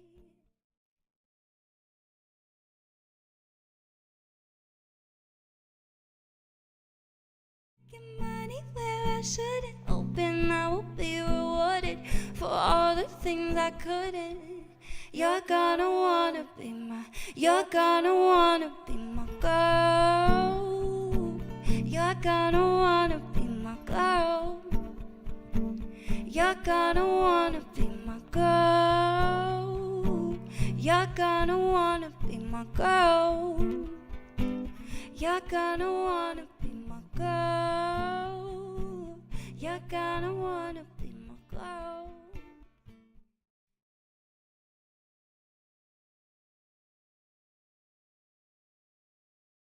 Girl.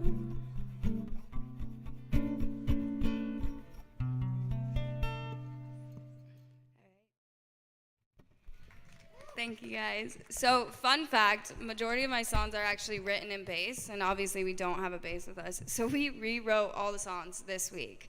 So all of these are acoustic versions. It sounds like it, but not really. So thank you for bearing with us. I think we made it pretty fucking cool, but I don't know. Yeah. Oh yeah. Ready? Yep.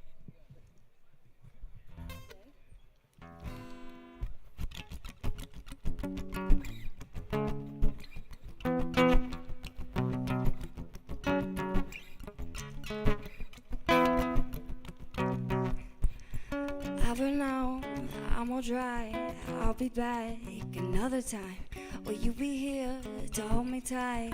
Will you be here to give me life? This ain't love, this ain't love. I don't wanna keep you tight. This ain't love, this ain't love. I don't want your emotion. Gotta get you out of my head. There's no time for your talking. Gotta get you in my bed. Hit run, city love. I don't wanna keep you tight. Hit run, city love. I don't wanna. When I'm gone, you'll find the time. Get what you need, I'll get what I like. I'll be here, you'll be fine. I'll be here with another guy. This ain't love, this ain't love. I don't wanna keep you tight. This ain't love, this ain't love. I don't.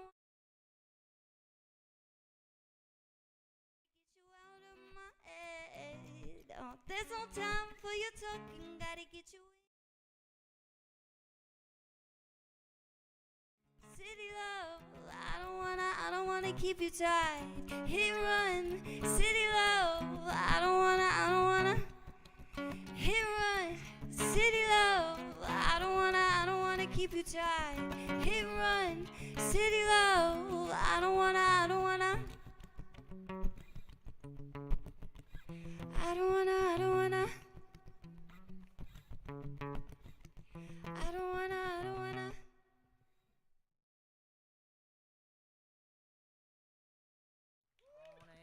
Thank you.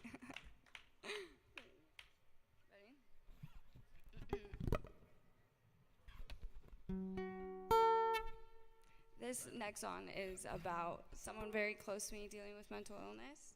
I always get a little choked up when I sing it, so if I cry, please don't make fun of me. Yeah, we'll just start sobbing on stage, it's fine.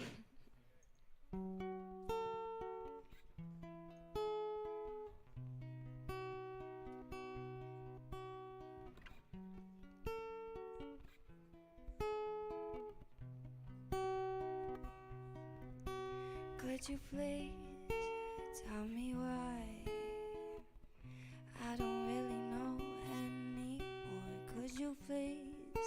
Tell me how I don't understand it all. I'm so broken inside. I just want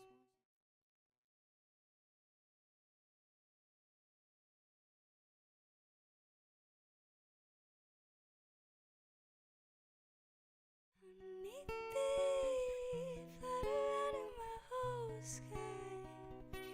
No one ever have to see a thing. You wouldn't even have to hide. Put a flower in my hand to keep you close. Whole face if I never have to be alone. Would you rather be my honeybee? We felt safe in the night. No one could ever touch us. It feels like the world took all the luck and then took it from us. I wish I could save you from the dark and keep you in my pocket.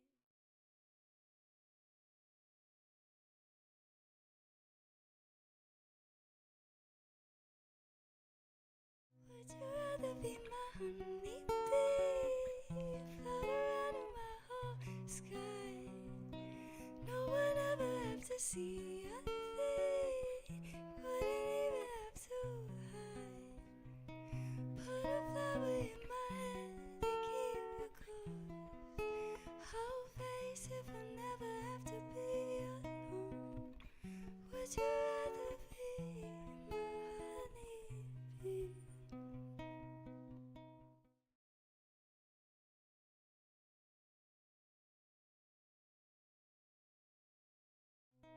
And I don't wanna fall in love. And I don't wanna fall in love with you. With you. With you.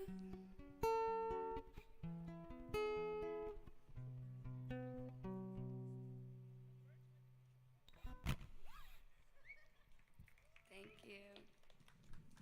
All right, this is our last song. I love this song because it's about how my best friend has horrible fucking taste in men. It's called Bad Taste. So you'll get the picture.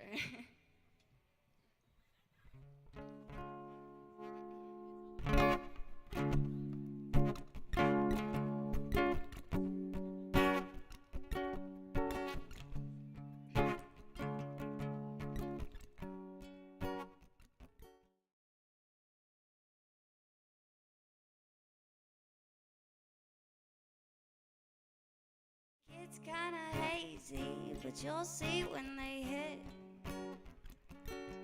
Only aware that you think that you're self-aware. Hidden by enlightenment that's not really there. Don't trust your gut, it's got bad taste. Lying through the teeth, screaming.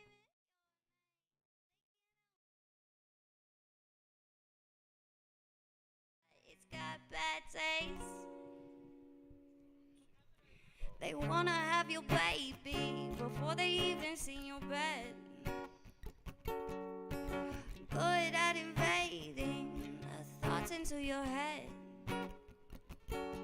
Don't really care, let 'em in. It doesn't come at a cost. When you leave, then you'll see. We all know that they're lost. Don't trust your gut, it's got bad taste. Lying through the teeth, screaming your name. They can't help it.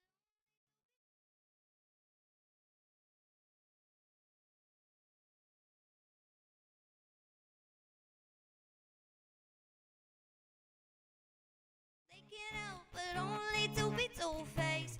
Don't trust your gut, it's got bad taste. It's got bad taste. It's got bad taste. It's got bad taste. Thank you guys. Again, I'm Brink. You can find me on Spotify. You can find me on Instagram. My Instagram's Brink182. Super easy, like Blink182. This is Jackson Singleton. He's also on Spotify, Instagram, Jackson-Singleton _ Singleton. MySpace mainly. Yeah, mainly MySpace, but no one fucking gets on there. I tried to tell them, but it's fine. All right, thank you guys. Thanks.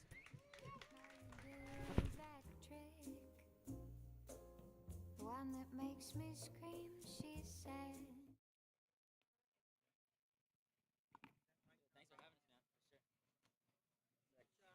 Give it up one more time for Brink.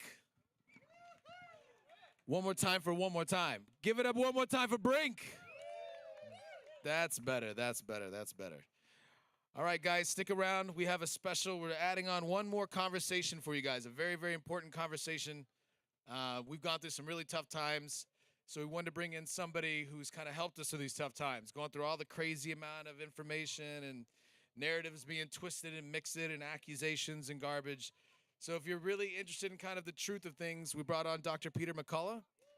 So Dr. Peter McCullough is going to talk about kind of what's happening now and kind of what's the future. So stick around. We're going to set up the stage. We're going to have a really good Q&A with Dr. Peter McCullough. One that makes me laugh, she said, and threw her arms around my neck and show me how you do it. And I promise that I'll run away with you. I'll run away with you.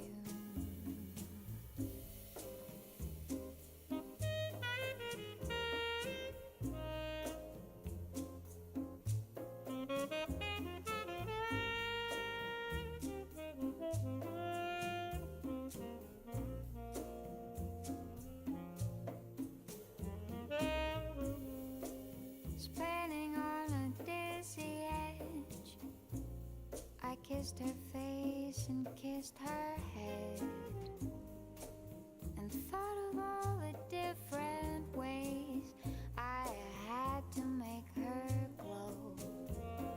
Oh, why are you so far away? She said, why won't you ever know that I'm in love with you? Oh, I'm in love with you. You, soft and only you, lost and lonely you, strange as angels dancing in the deepest ocean, twisting in the water. You're just like a dream. You're just like a dream.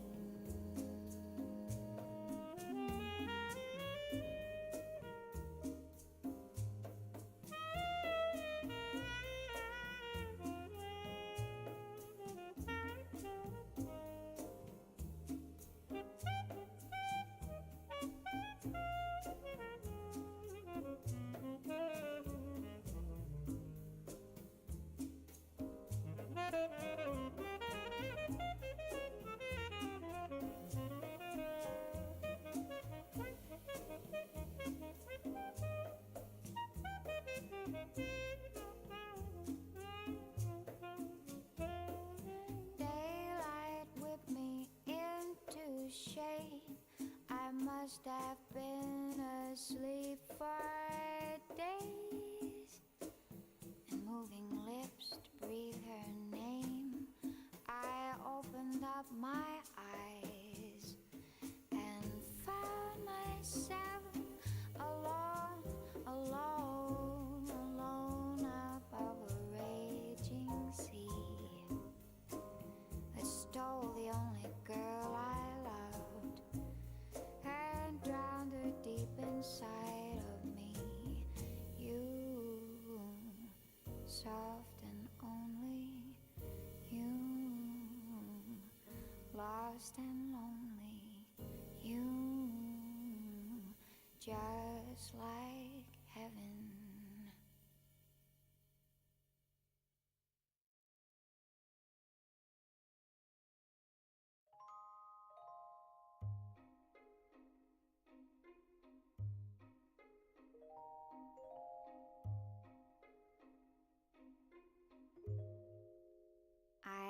see trees of green, red roses too.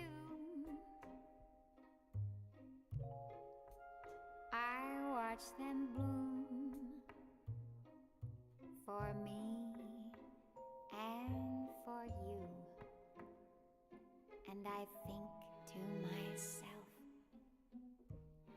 what a wonderful world. I see skies of blue, clouds of white, bright blessed day,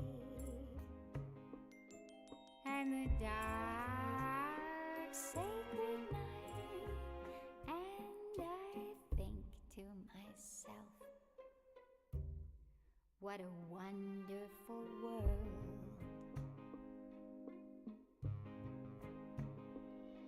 The colors of the rainbow, so pretty in the sky, are also on the faces of people passing by.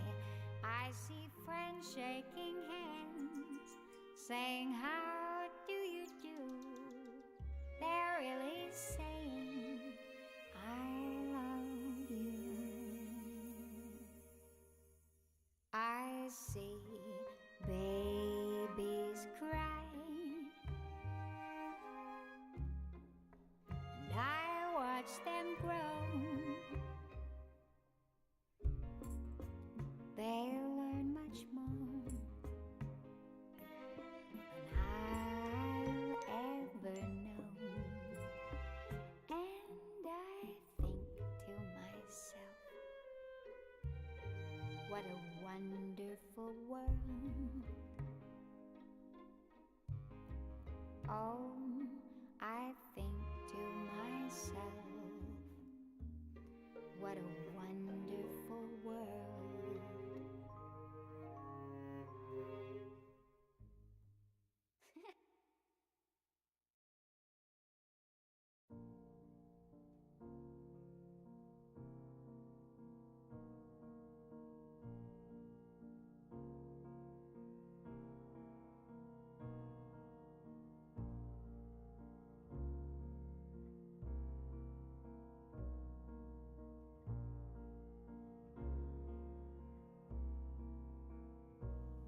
Summertime,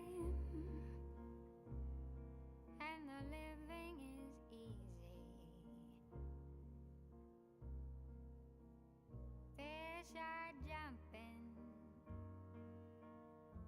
and the cotton is high.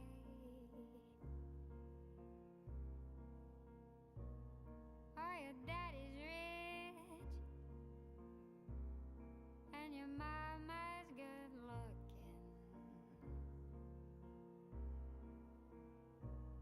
So hush, little baby, don't you cry.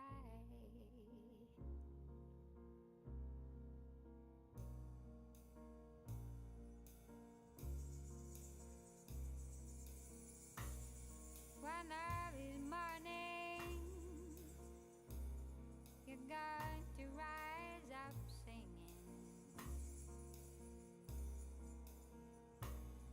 Then you spread your wings and take to the sky.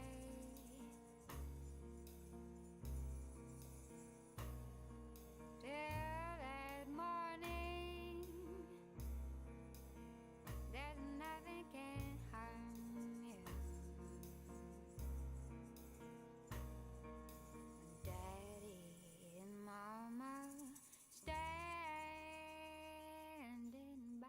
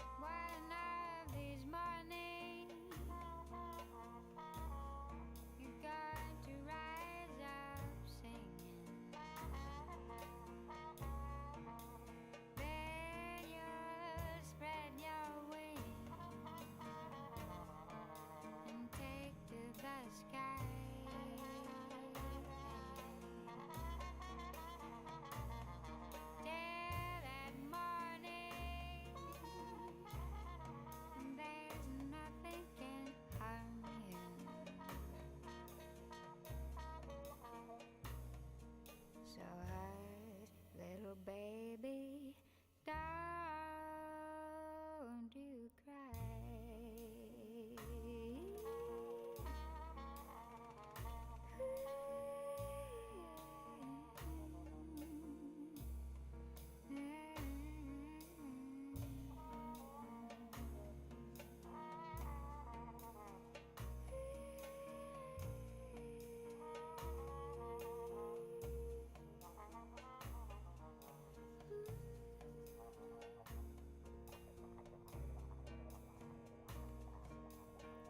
Birds flying high, you know how I feel. Sun in the sky, you know how I feel. All right, guys. I hope you've had a wonderful weekend here at South by. This is our final little panel. Very special one. We have Dr. Peter McCullough, and we have Tom, and we have Jason here. We're going to kind of guide our way through some interesting topics and some really tough things that we've been kind of battling with for quite some time here the past couple years. So everybody give a nice, warm Texas welcome to these gentlemen on stage. All right, folks. Well, just in case you're a little confused here, to my right is my friend, Tom Chariter. Tom has been a journalist since he was 15. He's written for, quite honestly, some of the biggest papers on planet Earth. He's a technologist, and most importantly, Tom's an investigator. He likes to get down to the root of things. He wants to understand not just the answer, but how the answer was made. And from that aspect, you know, Tom's going to be a great asset here. In full disclosure, Tom also is an investor and owner of a mask company. No. Oh. I am VP of Communications. VP of Communications at a mask company. Our first American. And he is also, feels totally comfortable not wearing a mask because of your vaccination status and who you are. No. And of course, to my left, the most published man in his arena. You've heard about him quite a bit lately. He's very popular, and people love to hear what he has to say. Ladies and gentlemen, Dr. Peter McCullough. Thank you. Okay, let's get that closer to you there. Thanks. Yep. So I'm going to moderate this, make sure our conversations keep going. We get the questions that we need answered, and most importantly, that I want you guys to understand this, and I want to be very clear on this. We don't have to agree. That's not the point of this. And it's not the point to change someone's mind. The point of this is to have a conversation. Tom and I were talking in the back, and it's a foundational thing of this. We can all disagree up here and get off this stage and go back and grab a beer and talk about our dogs and our kids and what we had for dinner last night and leave this up here. It's okay not to agree. It's not okay to be quiet about not agreeing. So with that said, with my two experts here, who I consider both friends. We're new friends. Sorry, you're stuck with me now. Here we go, and let's get this started. Now, Dr. Peter, I'm going to start with you. We have, you've said some things, continue to, some people consider it controversial, some people consider it eye-opening. What was your motivation for wanting to come and speak from your perception of what's been going on with COVID and the vaccines? What motivated you to come out and talk? Well, my interest and involvement with COVID-19 started with the very first patient who got COVID-19 that we were aware of in Wuhan, China, and then how it rapidly spread across the world, including my own patients in Dallas, Texas. So the first point or position that I took that generated controversy, and everybody listening to this should ask themselves, is this controversial? But the position I took is that we can treat the condition.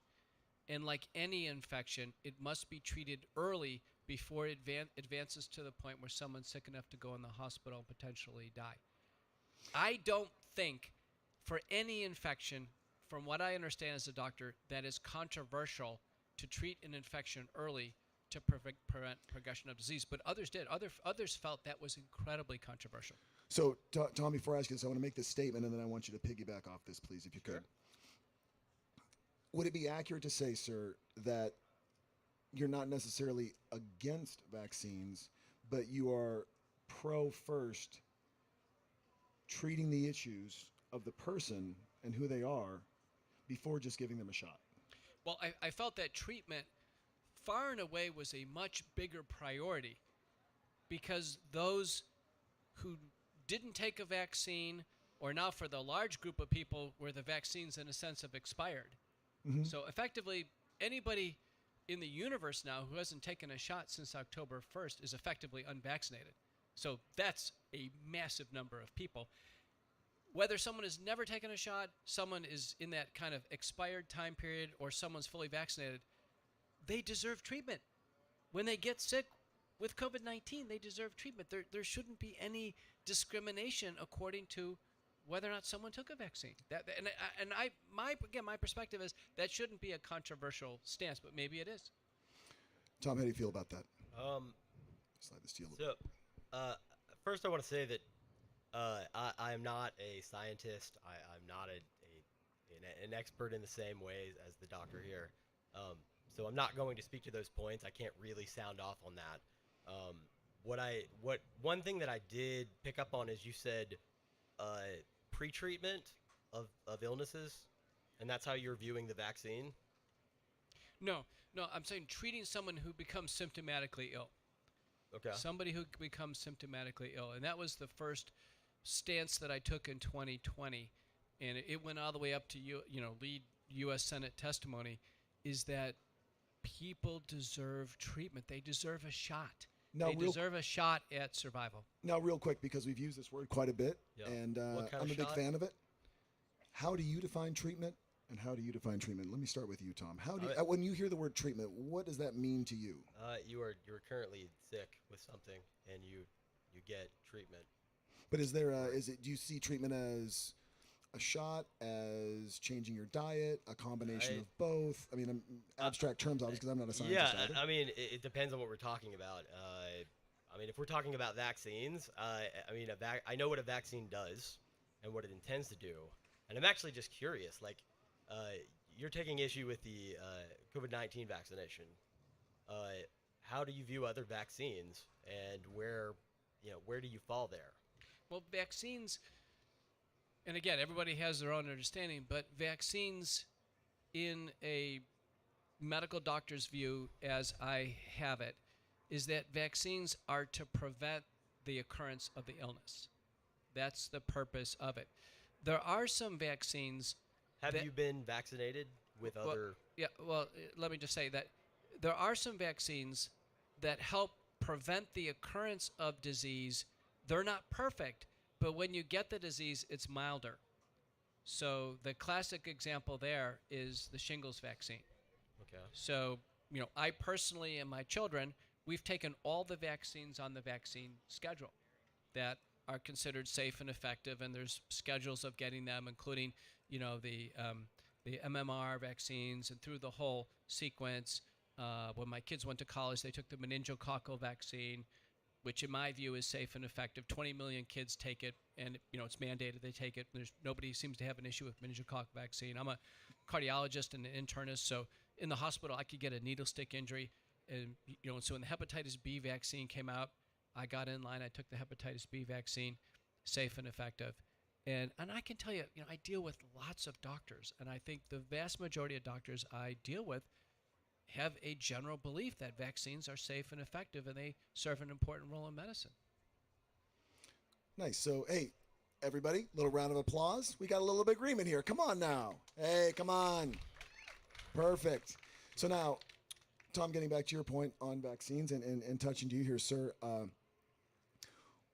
In your support, generally speaking, of safe and effective vaccines, where do you believe that falls short in how either the COVID narrative was painted or how the COVID vaccine, in your mind, works? Well, there's one vaccine before we get to COVID that I think is just on the line where it's controversial in the sense of whether or not anybody should take it, but it largely falls short on efficacy, and that's the flu shot.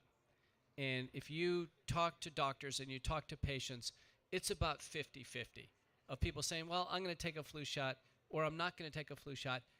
And there's really no disagreement on safety, because the safety, I think, is largely accepted, but there's a disagreement on efficacy. Some people say, I always get the flu shot, I'm not going to risk influenza. And others say, you know what, it just isn't that convincing to me. And so it has to do with two elements to anything we do: safety and efficacy. On the flu shot, it falls short on efficacy. Now we go into the COVID-19 vaccines. That's a whole different kettle of fish because we're in the middle of an emergency pandemic, and in the context of that introduction, I think it really changed views in many ways. Tom, as a person who puts words to paper and does it better than most, do you see from other people's standpoints how the communication of COVID-19 has fallen short sometimes, and is maybe perpetuated a lot of discontent that didn't have to be there? Yeah, I think really when we talk about the anti-vaccine movement in relation to COVID-19, we're not actually talking about the vaccine. We're actually discussing a miscommunication and a disinformation issue that we all have not been able to come around to see and point out. And we're going to have disagreements on to what extent that is true. In my mind, it's a case study that will be written about in academic journals, in fields of communication for decades, because this is we're at a crossroads where we have got the biggest misinformation problem with a giant global pandemic colliding, and people are nervous. People don't know where to look, and it's almost as if you get these people that are like, they'll become experts because they read a lot and they see influential people. But I work for a mask company, and I've been there since the early days of COVID. The founder of the company, he had some insight. He used to actually run a painting services business in college, and would order all the supplies for all of his fellow students to go and paint these homes, and recognized that like Wuhan was the only place to get masks, and so he jumped in quick. And we watched as the public messaging from the government, from the CDC, kind of wobbled, and it was based off of we don't know. I mean, there's a lot of debate on that, but I can tell you right off the bat, they were giving lots of bad advice off the get-go, and it was poorly explained, and the result of that is what we're talking about now. We're on stage. I'll give you an example, like cloth masks. Recently, we have now reached the consensus that cloth masks are not going to help you. They don't protect you well enough. It's not even it's better than nothing, which, sure, but that's not the message we need to go. We knew this in 2020, like in June, when we launched the company, and it took until 2022 for them to tell people to stop and to get a better mask. And this is stuff that, like, we sat with and got, we didn't know what to do with, so we reached out, and we speak with epidemiologists all over the world, like still, and they give us updates and talk about it and try to contribute there. So just in that moment, just in one thing, you have to go through and backtrack just on the mask. And we are now not advised that we don't have to wear masks indoors now. The CDC has said that's fine. So it's a little less divisive an issue. And I hope that we can signal on those and look at the misinformation and the disinformation or the miscommunications before we even get to the science, because that's where I'm seeing the biggest problems. Doctor, you've made some statements that everyone, people have jumped on, and they've turned out to be true. And the retraction in the paper is always in the very back, and the small print on the bottom, inside fold, sometimes covered by an ad. I wonder how. You hear Tom talk about this, right? And they knew back in 2020. How do you find balance in this? Of pushing a message forward, some people agreeing, some people not, and yet you've got this whole country, broken apart. We've got this bifurcation of information and dissemination.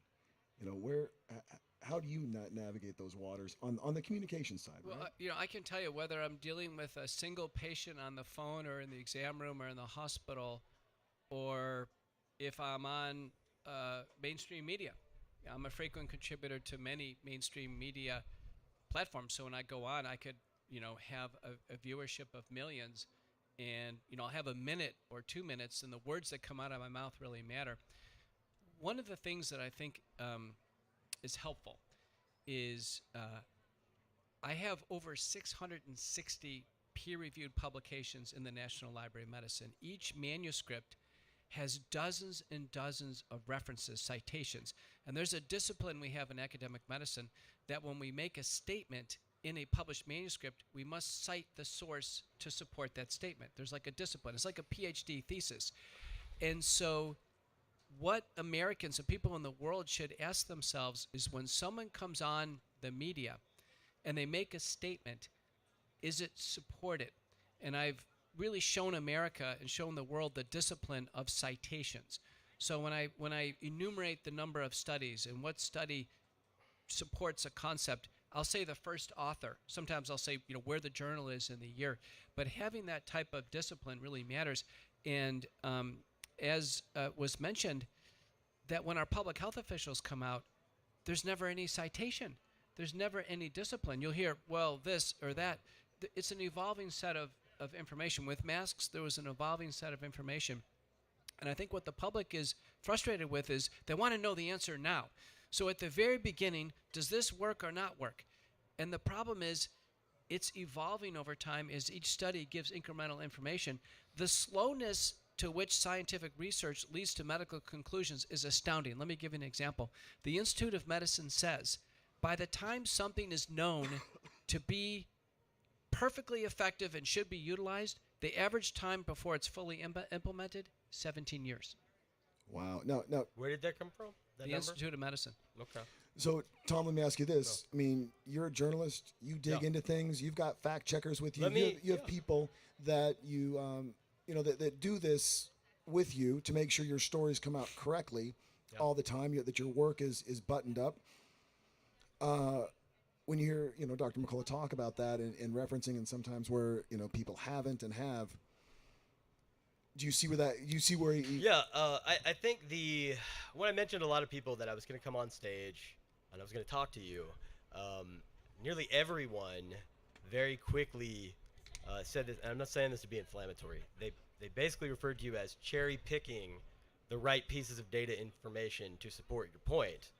And that when you go into some of these research studies, even in instances where you've actually, there have been people who have interviewed the people who created the study, they dispute what you are using in that study as proof.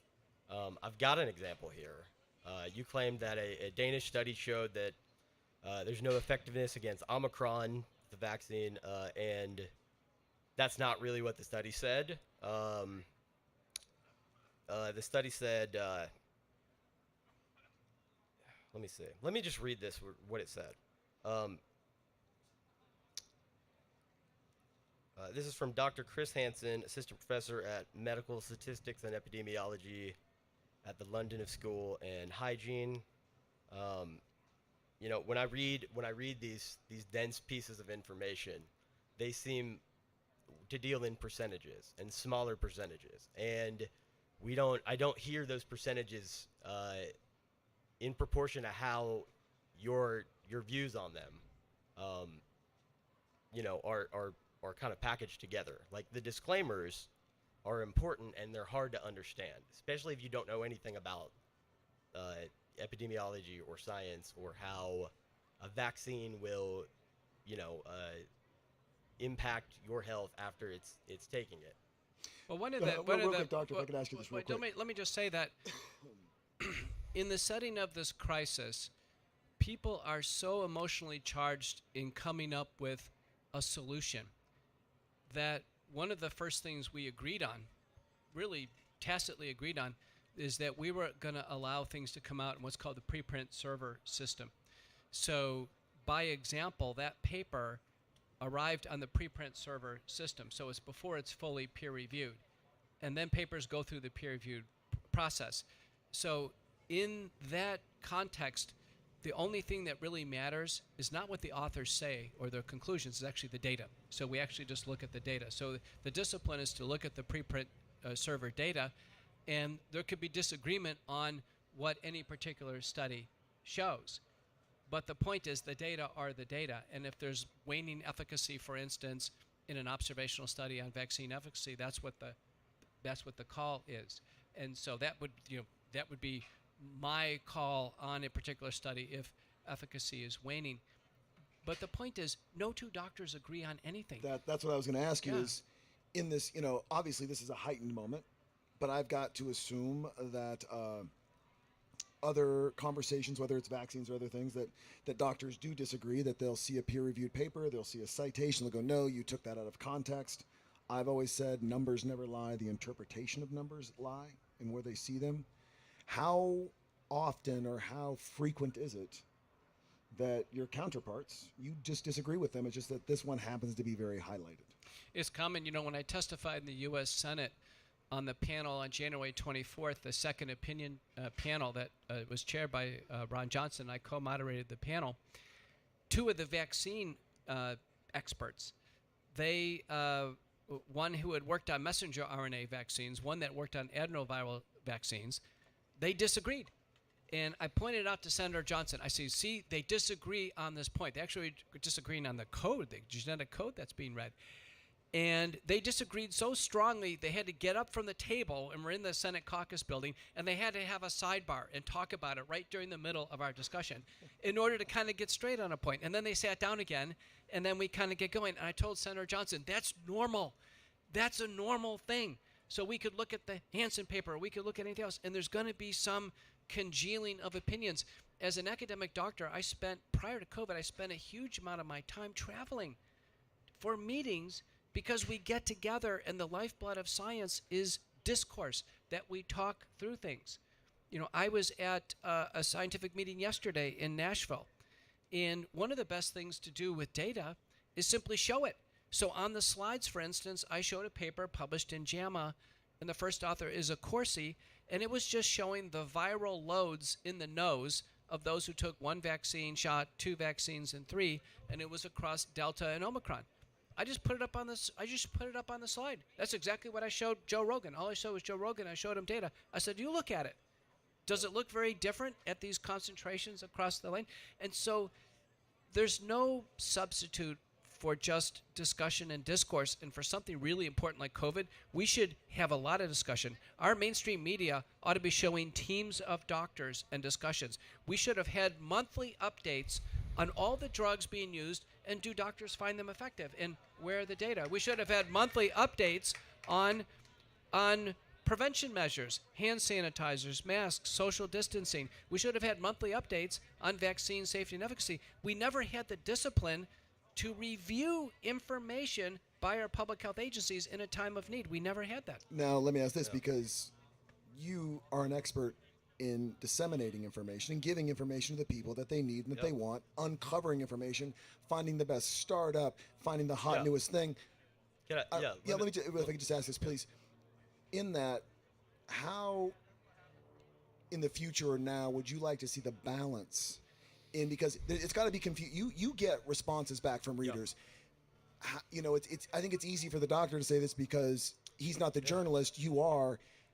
How do you give those counterpoints with at the same time confusing people even more versus giving them the information they need? I like to do science.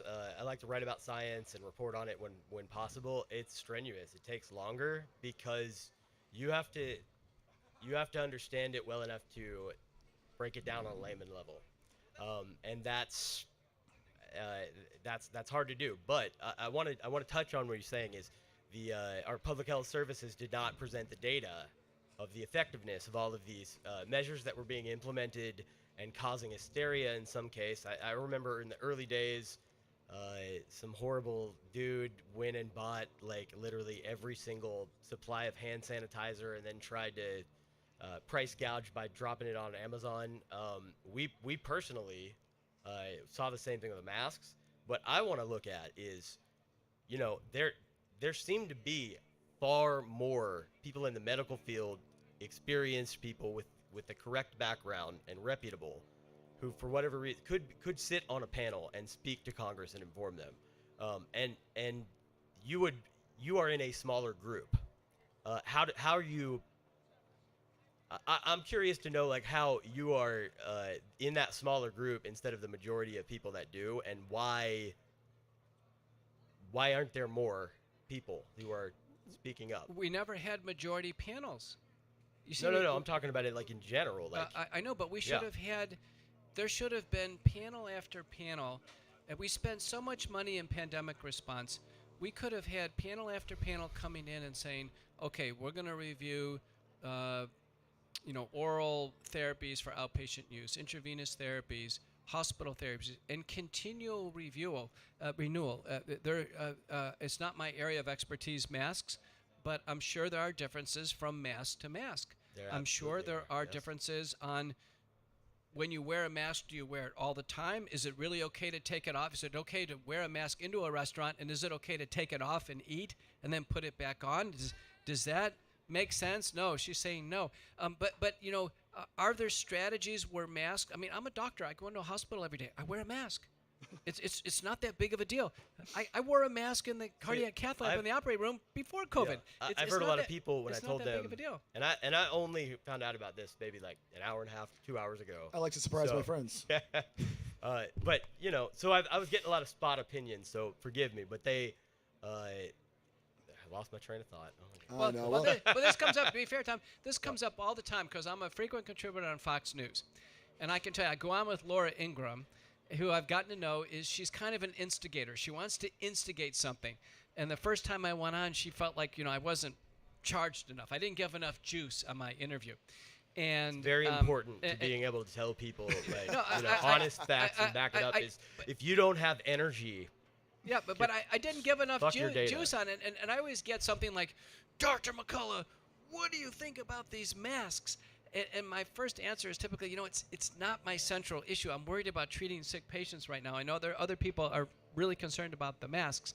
And as things have gone on, we have said things like she laughed that look absurd, right? So Laura Ingraham has shown a young girl running a 1,000-meter race wearing a mask because she was told that she had to do that to be on the track team. Or you've seen montages of people, riding bicycles wearing masks, or driving alone in the car wearing masks, or swimming in an Olympic swimming pool wearing a mask. There are things, and I think my operating system is when I see something that looks absurd, that looks ridiculous, absurdity really matters. And if something looks absurd, boy, there better be some really compelling information behind what you think is absurd. Otherwise, you're going to end up thinking it's absurd. Doctor, can I ask you why you are so frequently asked by Fox News and Joe Rogan? I know there's a lot of Joe Rogan fans here, but why are you going on there? And have you tried to diversify and get on more news shows? Like what about Fox News do you continue? Are you a fan of Fox News? I'm not. I tend to be middle to the left in my political views. And interesting, I was just on CPAC. I spoke just ahead of former President Trump, and I thought it was the oddest thing, not being someone who's a tried and true Republican voter, to be at a CPAC. And I was asked that question actually by ABC News, who came into town in Dallas, and they wanted to interview me. And they say, you only go on right-wing TV shows. I said, well, in general, when you're asked to go on, you're just asked and you show up. It's not like I solicit anything. I don't have a publicist and I don't solicit anything. But I was on today. I was on ABC News, and I said, well, I'm on your news station. Aren't you a little bit more left-leaning, or aren't you a little bit more aligned with the Democratic Party? I thought it was kind of interesting to get that question while I was on ABC News. I want to ask you this, Tom, because you brought this up about the absurd. I think you've got to peel that layer back and go to where it really is fear and concern that can lead, obviously, and foreshadow as absurdity. As a journalist, as once again, as an expert in really purveying information, where did we do it right and where did we do it wrong in disseminating information that unfortunately propelled fear to absurdity versus didn't get people to the right place mentally? It's harder. It's harder to follow the news, especially when something big happens today. Our news, our news systems, our platforms, the way it's distributed, they've gotten very good, very targeted. So much so that people cannot keep up, and it causes them great emotional peril in ways that I don't think we have been able to point and identify in a long time, and that's changing the game. Even if you're doing it right, it's harder to find people in the ways to get them to see what needs to be said. So my kind of turn it back is, if you know that Fox News, so basically what we're saying, do you feel that Fox News is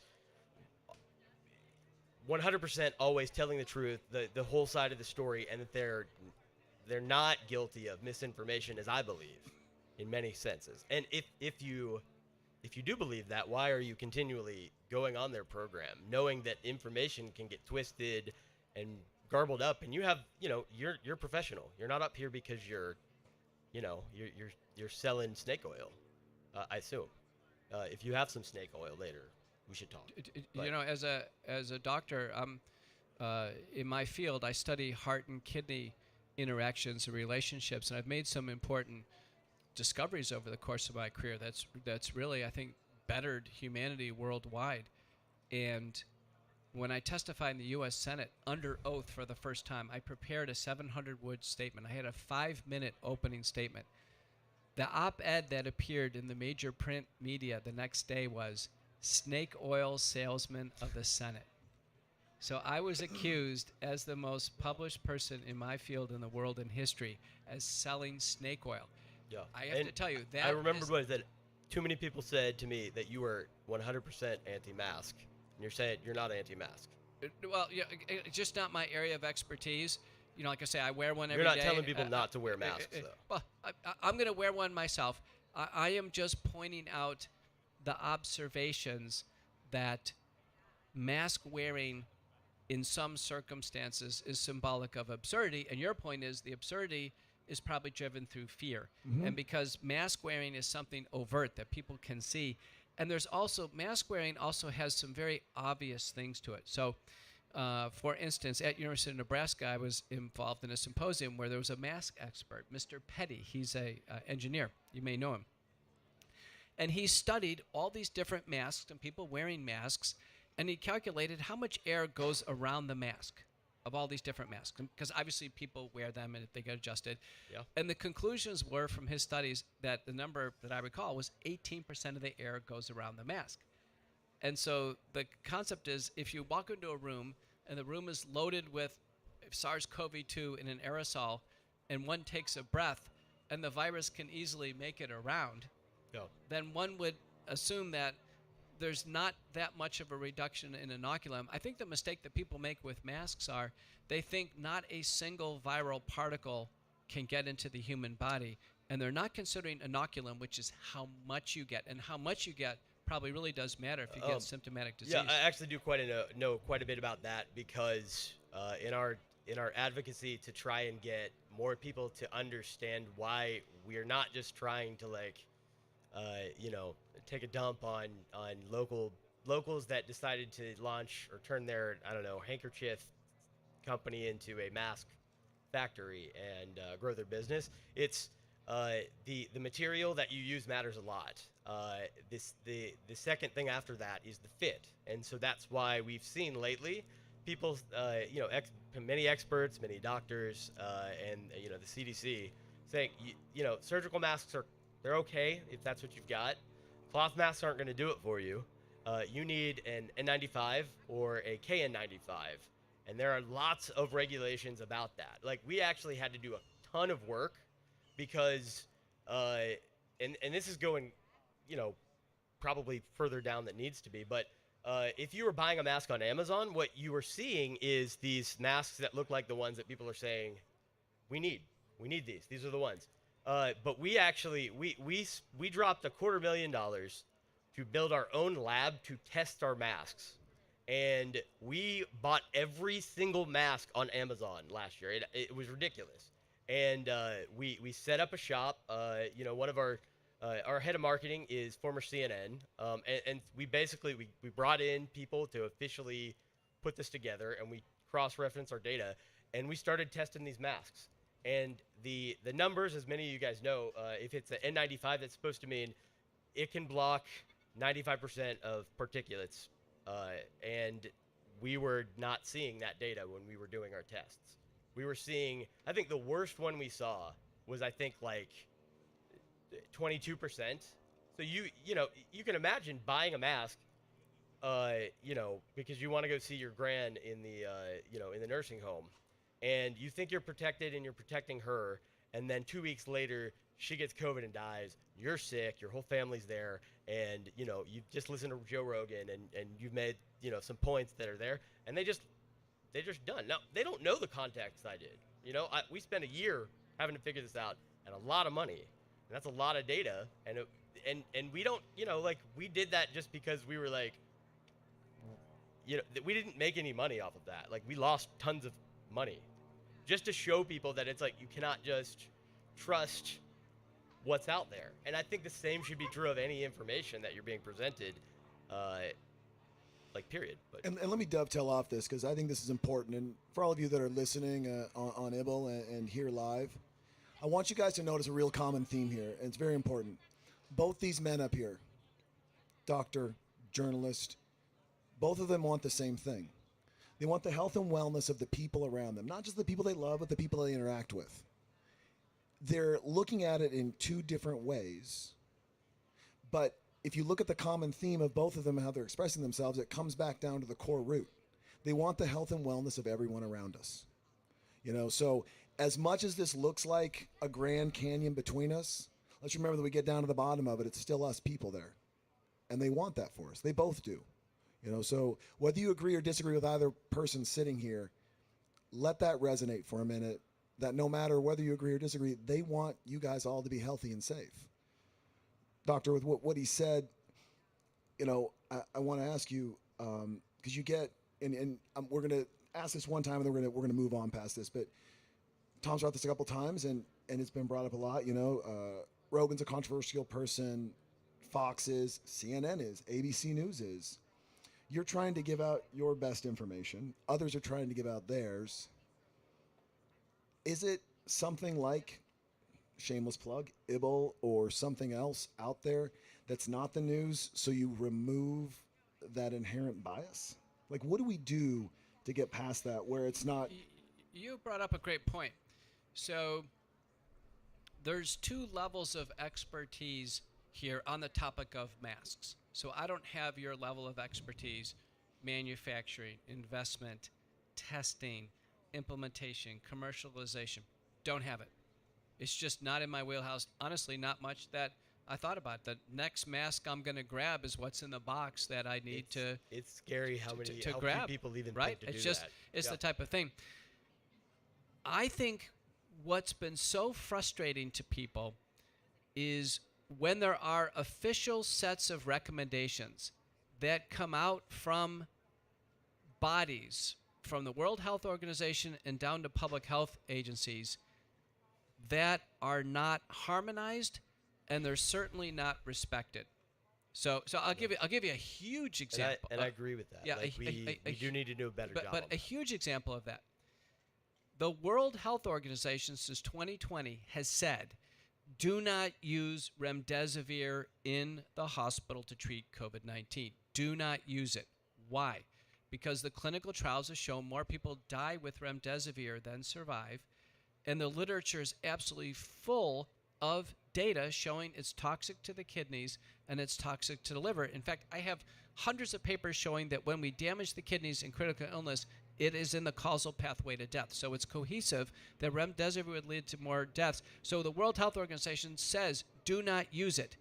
Now, the next person who gets sick and comes into a hospital in Austin, Texas, right now with COVID-19, will almost certainly get remdesivir. And our National Institutes of Health guidelines say, give them remdesivir. Without any, our guidelines don't give any consideration to the toxicity and bad outcomes of remdesivir. People are nuts about this. People are frustrated with this. The World Health Organization has officially come out with statements that clearly do not support the use of boosters for vaccines. It's clear. It is crystal clear. And yet the next employer may say, well, you should take a booster in order for you to keep your job. And people are like, what? I mean, shouldn't there be some unity on these things? And so when we see chasms between the organizing bodies and the regulatory bodies in practice, and in particular in the reduction to practice when there's an overreach. So with boosters, there's an overreach. World Health Organization doesn't say we should get boosters. The CDC doesn't say we should mandate vaccines at all, but yet an employer is mandating them, and the Supreme Court has struck down all the mandates except for healthcare workers. Why would the next employer ever mandate a vaccine when there's no regulatory support? Another example, the US FDA has never approved testing for the nasal PCR for asymptomatic people, done for screening purposes, for travel, for school, for employment. Never. The World Health Organization officially states, do not do asymptomatic testing, because what it does is a giant waste of time. The yield in the studies is way less than 1%, and when it's positive, it's more likely to be a false positive than true positive. So when the official recommendations are, don't do asymptomatic testing, and yet the next a plane trip that you have to take, you're asked to do a nasal PCR test, people are in their minds wondering why the overreach. Now, let me ask you to hear this, Tom, real quick. You hear him say this, and I wonder, third party impartial, devil's advocate here, does what Dr. McCullough is saying, does that spin up more dust and confusion based on obvious miscommunication, or is it proper guidance in the fact and highlighting that, quite honestly, these people are broken in their dissemination of communication, yet they're labeled in that field as they should be the disseminators of that information?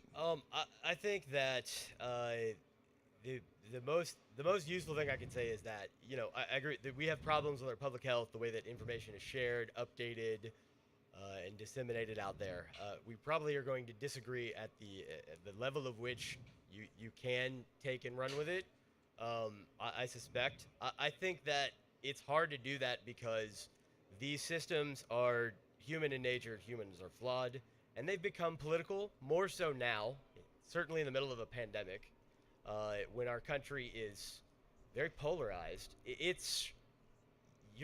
People are looking for cracks wherever they find, and the old systems for which people could go back and say, okay, well, this is the best that we've got, so let's all stay on that page, rather than just throwing it out. And I feel like, it's hard to look, it's hard to tell. So yeah, that makes it everything more difficult. But you have to do the work. Like you can't just listen to someone say, here's a bunch of things that are going on almost any respect without doing a little bit of research. But there are instances where you can go through and find out how credible this is, how many other opinions are out there, and it's almost like you can almost do that with anything now. And I don't have the right answer. I don't. We need better regulation in misinformation in this country. Do you think that, or is it? I mean, we are living in a world where we have access to more information than ever before. Yeah. And yet, educationally, globally, we're declining. Yeah. So you've got this separation here. So I'm dumping information that people can't comprehend. We're on here talking on ibble, talking here because the idea of discourse and debate and having common respect is damn near flushed down the toilet. And we want to bring that back. It's okay to agree to disagree. It's okay to move forward. It's okay, once again, the best intent is that all our people are healthy. And, we're in a lack of education and a lack of monster information, good, bad, and different. I mean, they've got documentaries celebrating flat Earth. How do you... I would go back to the source. So, okay. If I was going to... So, there was another...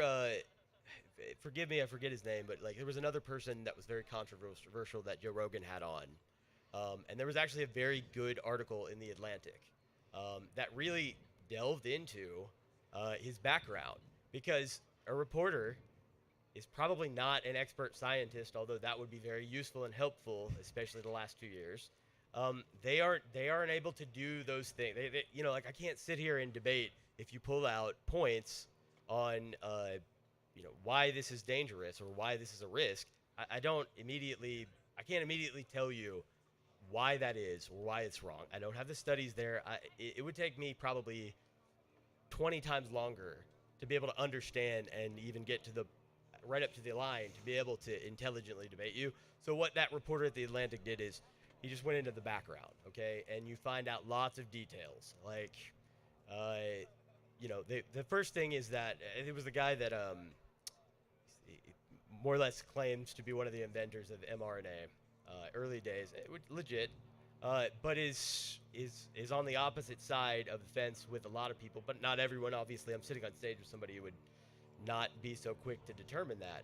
So they just they started reaching out to his colleagues that were, in research papers that were listed next to him and said, here's what he said, here's some of the claims, what do you think? And got a very different response, and that was more of the majority after talking to all these people that I don't think had any ill will, but we don't know because we don't know these people. So you have to think of it like that. Basically, you have to think like a journalist. You don't have to write, but you have to look where the information's coming from and dig deeper and just sit with it. And even then, it's still hard. So. And Doctor, let me ask you this, please. Dovetailing off of that, it's funny because we're all asked to do that, right? Dig a little deeper, find another expert, get counterpoints. And at the same time, our social media is flooded with, you know what, today I'm no longer an expert on COVID doing research. Now I'm going to do research on international affairs. And they make fun of people for doing their own research. Can I ask a question? So you have a podcast, right? Yeah, I have America Out Loud Talk Radio. If your podcast got the audience that Joe Rogan had, would you need to do press interviews or anything? But, I don't need to do anything. I'm trying to help. Would you prefer to just be on your own show? No, honestly, I think the journalism contributes a lot. And, the example was Joe Rogan. Joe reached out to me. Who is not a journalist. Joe had, came out. He had interviewed Brett Weinstein, who's got the Dark Horse podcast, and Brett's an evolutionary biologist. He's a PhD. He had Pierre Corey. Pierre Corey is an intensive care doctor who had spent like a year treating patients as an inpatient, and Pierre also has his master's degree in a health sciences field. And he brought those two on, and they went over the evolutionary biology of SARS-CoV-2 and, the rationale of why it could be treatable. Joe reached out to me as someone who had devised treatment protocols. I have now over 50 peer-reviewed publications myself in COVID-19. And I had a deep background as a trained epidemiologist and as an internist and cardiologist of handling data. I've chaired data safety monitoring boards for large clinical trials. I do so right now for the National Institutes of Health. So Joe asked me to go on. I said, Joe, I'm busy. I have to get prepared for this. So I told his producers, I'm going to show up, but I'm going to show up with scientific slides, a slide set, which I did. And I think the slide set, which I showed yesterday, has over 160 slides. I have some hidden, but I showed, listen, this is the database of information that I have to go over. And I set up my computer in Joe's little man cave. Joe said, the first thing we have to do is we have to use the men's rooms first and make sure we go because we have 3 hours and we are not getting up after that time. So you're locked down in his man cave.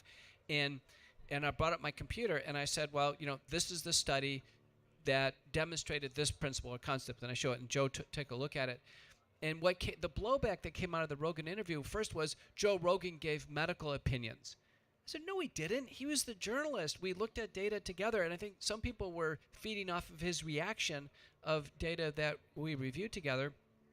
And every point I made was cited. There were actually transcripts that came out of my Rogan interview. And the most frequently used term we used in the Rogan interview was about monoclonal antibodies because I had used them for over a year in my practice. I had found them safe and effective. I found the clinical trials to be compelling. Joe had received them. His friend Aaron Rodgers had received them. Former President Trump, Governor Abbott here received them. So we had a lot of discussion on monoclonal antibodies. But when the blowback came on our interview, it was nothing about monoclonal antibodies. It was, the people who were actually finding fault were way off the major vein of the interview, way off. And then the realization was The first accusation was Joe was giving medical opinions, which he wasn't. The second accusation is Dr. McCullough gave incorrect information. And then quickly I said, listen, I gave the producers the slides. Anybody wants to take a look at them, any consultant doctor for Spotify, have a look yourself. There's no fault with what you said, Dr. McCullough. Then they went on to Rogan and said, let's examine his prior interviews that had nothing to do with medicine, that had other. So you could see the contagion of thought. Once the vitriol was formed, it just literally was trying to find a soft spot to attack. Let me ask you this, Tom. As an expert in media, is Dr. McCullough received differently if instead of going on Rogan, instead of talking to Laura Ingraham, if instead of doing those two things, let's say ABC News once a week for a year had him and Fauci on discussing the differences? Is he perceived differently then because these other people, right, wrong, or indifferent, are just politicized in a different way? Yes. Yes. Here's the thing. Here's the thing. I don't. Regardless of how you feel about Joe Rogan, okay? Joe Rogan is looked to from his audience the same way that people a decade ago would almost exclusively look towards very reputable and well-known news sources and maybe a few op-ed or talking head folks that, for whatever reason, but it was that was the set. Now they just listen to Rogan, they get their updates on their phone, and they're done. Rogan is not a journalist, okay, and he doesn't. I don't think he wants that title. That comes with a lot of weight, okay. But if you know that people are looking to you like that, I would argue you have a responsibility to either make sure that your program does never become something that anyone would ever point to and say, well, I heard this on Joe Rogan and this is this. And which, I'm sure he wouldn't like endorse either. He said no. He'll say the same things that I'm going to sit up here and say, which is he's not a journalist. He's not an expert. That's why he has experts on. So, yeah, if you had Fauci and the good doctor over here on somewhere where that wasn't Rogan, who's also had like Alex Jones, a lot of other questionable sources, because that's what Joe Rogan does. But if you go on a news site that they don't care, they just want the information. You probably don't remember the name of the host after you've watched them on the program, and they're, they go on vacations. They're working folks too. They have people fill in, and they don't miss a beat. You get the same cadence. Yeah, I would think that's a big deal because you're putting your argument against another credible source, and you're leaving out everything else. So that's if I were an expert doctor and I had I had a viewpoint based on my own research and my own experiences, I would be very choosy on where I went on and how I was presented. And I respect that. We're gonna have a question. I just want to say one more thing because and I don't want to speak for you, sir, but I would say this: when you have an opportunity to touch the most people possible with your information, and you believe in your heart, and you are pursuing and continually pursuing the truth, good, bad, or indifferent. Right now, those outlets are podcasts that are not led by journalists, but are led by curious people. Corolla, Rogan, sure. Tim Ferriss. And I think the media itself needs to take a step back and try to figure out why they're not being trusted as much anymore, and why people are going to those sources. Well, that's hard to do because we often refer to the media as this collective body where they have this like Illuminati council that they all decide the way the headlines are going to go, and that's bullshit. But it's not. And so whenever I would see officials pushing back against the media and citing things that cherry-pick data or viewpoints, well, they're politicians. That's what they do. Sure. It's far easier for those people in a position of authority and power to be more aware of how the information and how the appearance of that information, the perception of it, is going to be viewed. And they owe a responsibility to do that. It's far easier for them to do that than it is for us to erect the Illuminati Council, which Perfect. We only meet every decade. Yeah, we're running short. We got 7 minutes. and Okay, we have getting some pretty interesting questions. We probably have some from the audience. So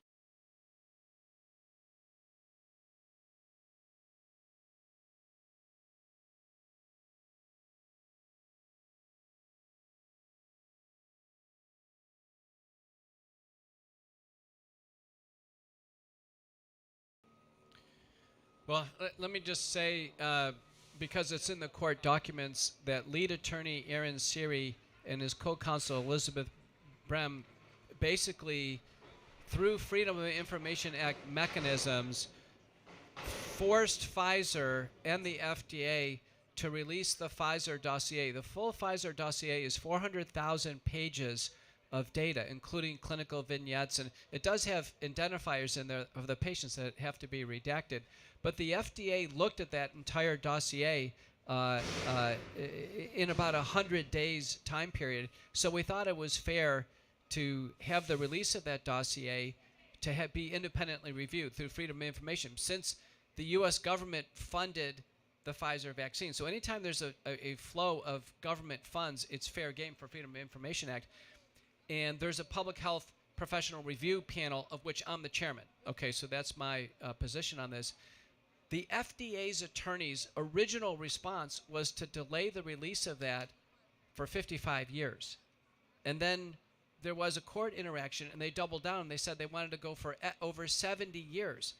Well, I can tell you, full disclosure, I'm going to be 60 years of age this year. I can't live that long to chair the committee. And we said, listen, that's not fair to America. America's been asked to take these vaccines. They should fully understand everything that Pfizer knows of the vaccines. And so through a whole series of deliberations, the agreement was, okay, over 9 months, there's going to be a metering of release. So the very first tranche of information came out. Our committee has not yet been assembled, but I can tell you the top line results are relatively clear. Pfizer knew about 1,223 deaths with the Pfizer vaccine that occurred over a few weeks or just a few months since its release. Now, causality assessments haven't been performed, but that is a large number of deaths. And in a regulatory perspective, when a death occurs shortly after the administration of any product, it doesn't even matter, causality assessment. It's just the temporal relationship is worrisome enough. The second point is there's 1,291 special adverse events of interest, a range of diseases now, a range of complications that have come out that are far greater than we ever appreciated with the vaccines. And this is what Pfizer has on the books. And that's the reason why there's such a reaction, because there's a duty that the pharmaceutical companies have to fully disclose what's going on to their products, not only to the public, but also to the FDA and the other agencies. Do you have a question for Tom there? Or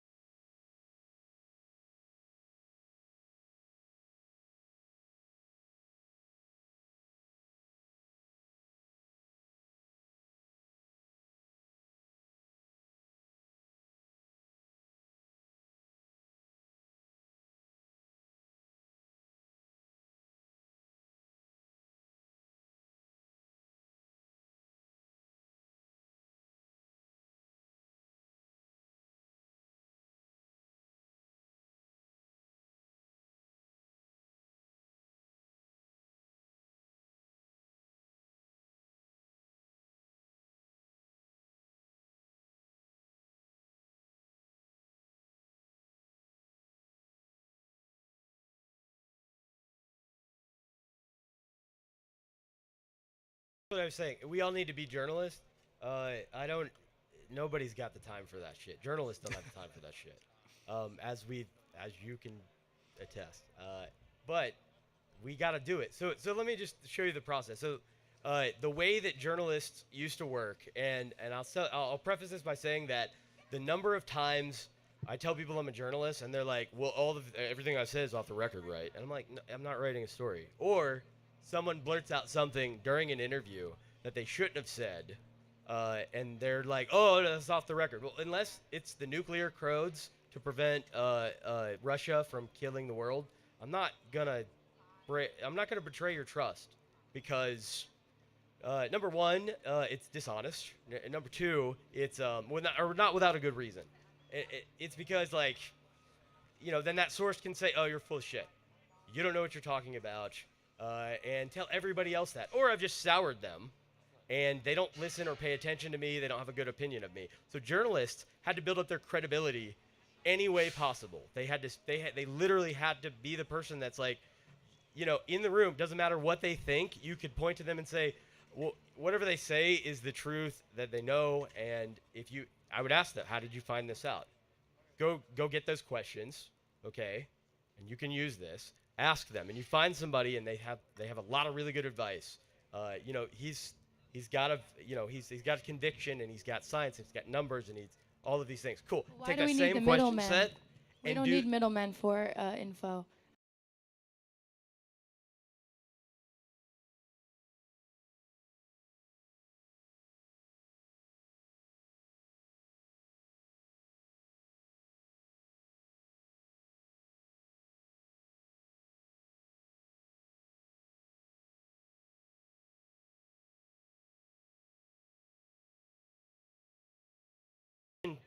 The last issue's correction on the front page where you see it, it's on like, section Z in the back, and it's poorly attributed to like something that we did last week. And it's a problem. It's not always laziness, some of it, but it's important, okay? And individually, I still think and believe that you can follow journalists like that. And because it's easy to check when they say something that doesn't line up. They've lost a little bit of your credibility. So you're looking at that adding back and forth. Gives us extra problems, though.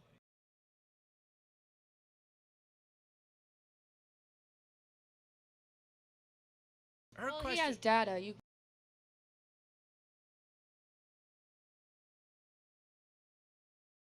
Lots of people, not just because you don't have time for that. I'm gonna pull the plug. There's a lot of things we can go buy and go get and lose and go buy and go get again. Time's not one of them. Time is not. You spend your time, it's gone. You're never going to get it back. Please give a big applause to both these gentlemen. They sacrificed and gave their time to all of you, opposing viewpoints. They were complete gentlemen up here, and they really showed that you can have a conversation, disagree, and still be civil. And I think we can all learn from that. So thank you. In closing that, if you guys want to keep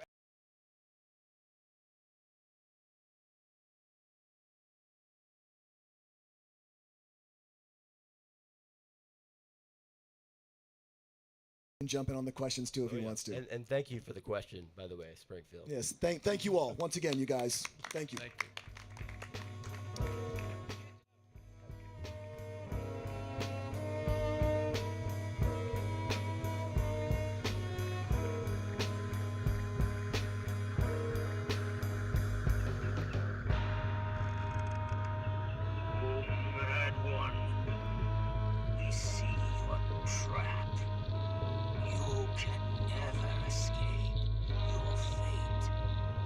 Submit with honor to a duel with my son.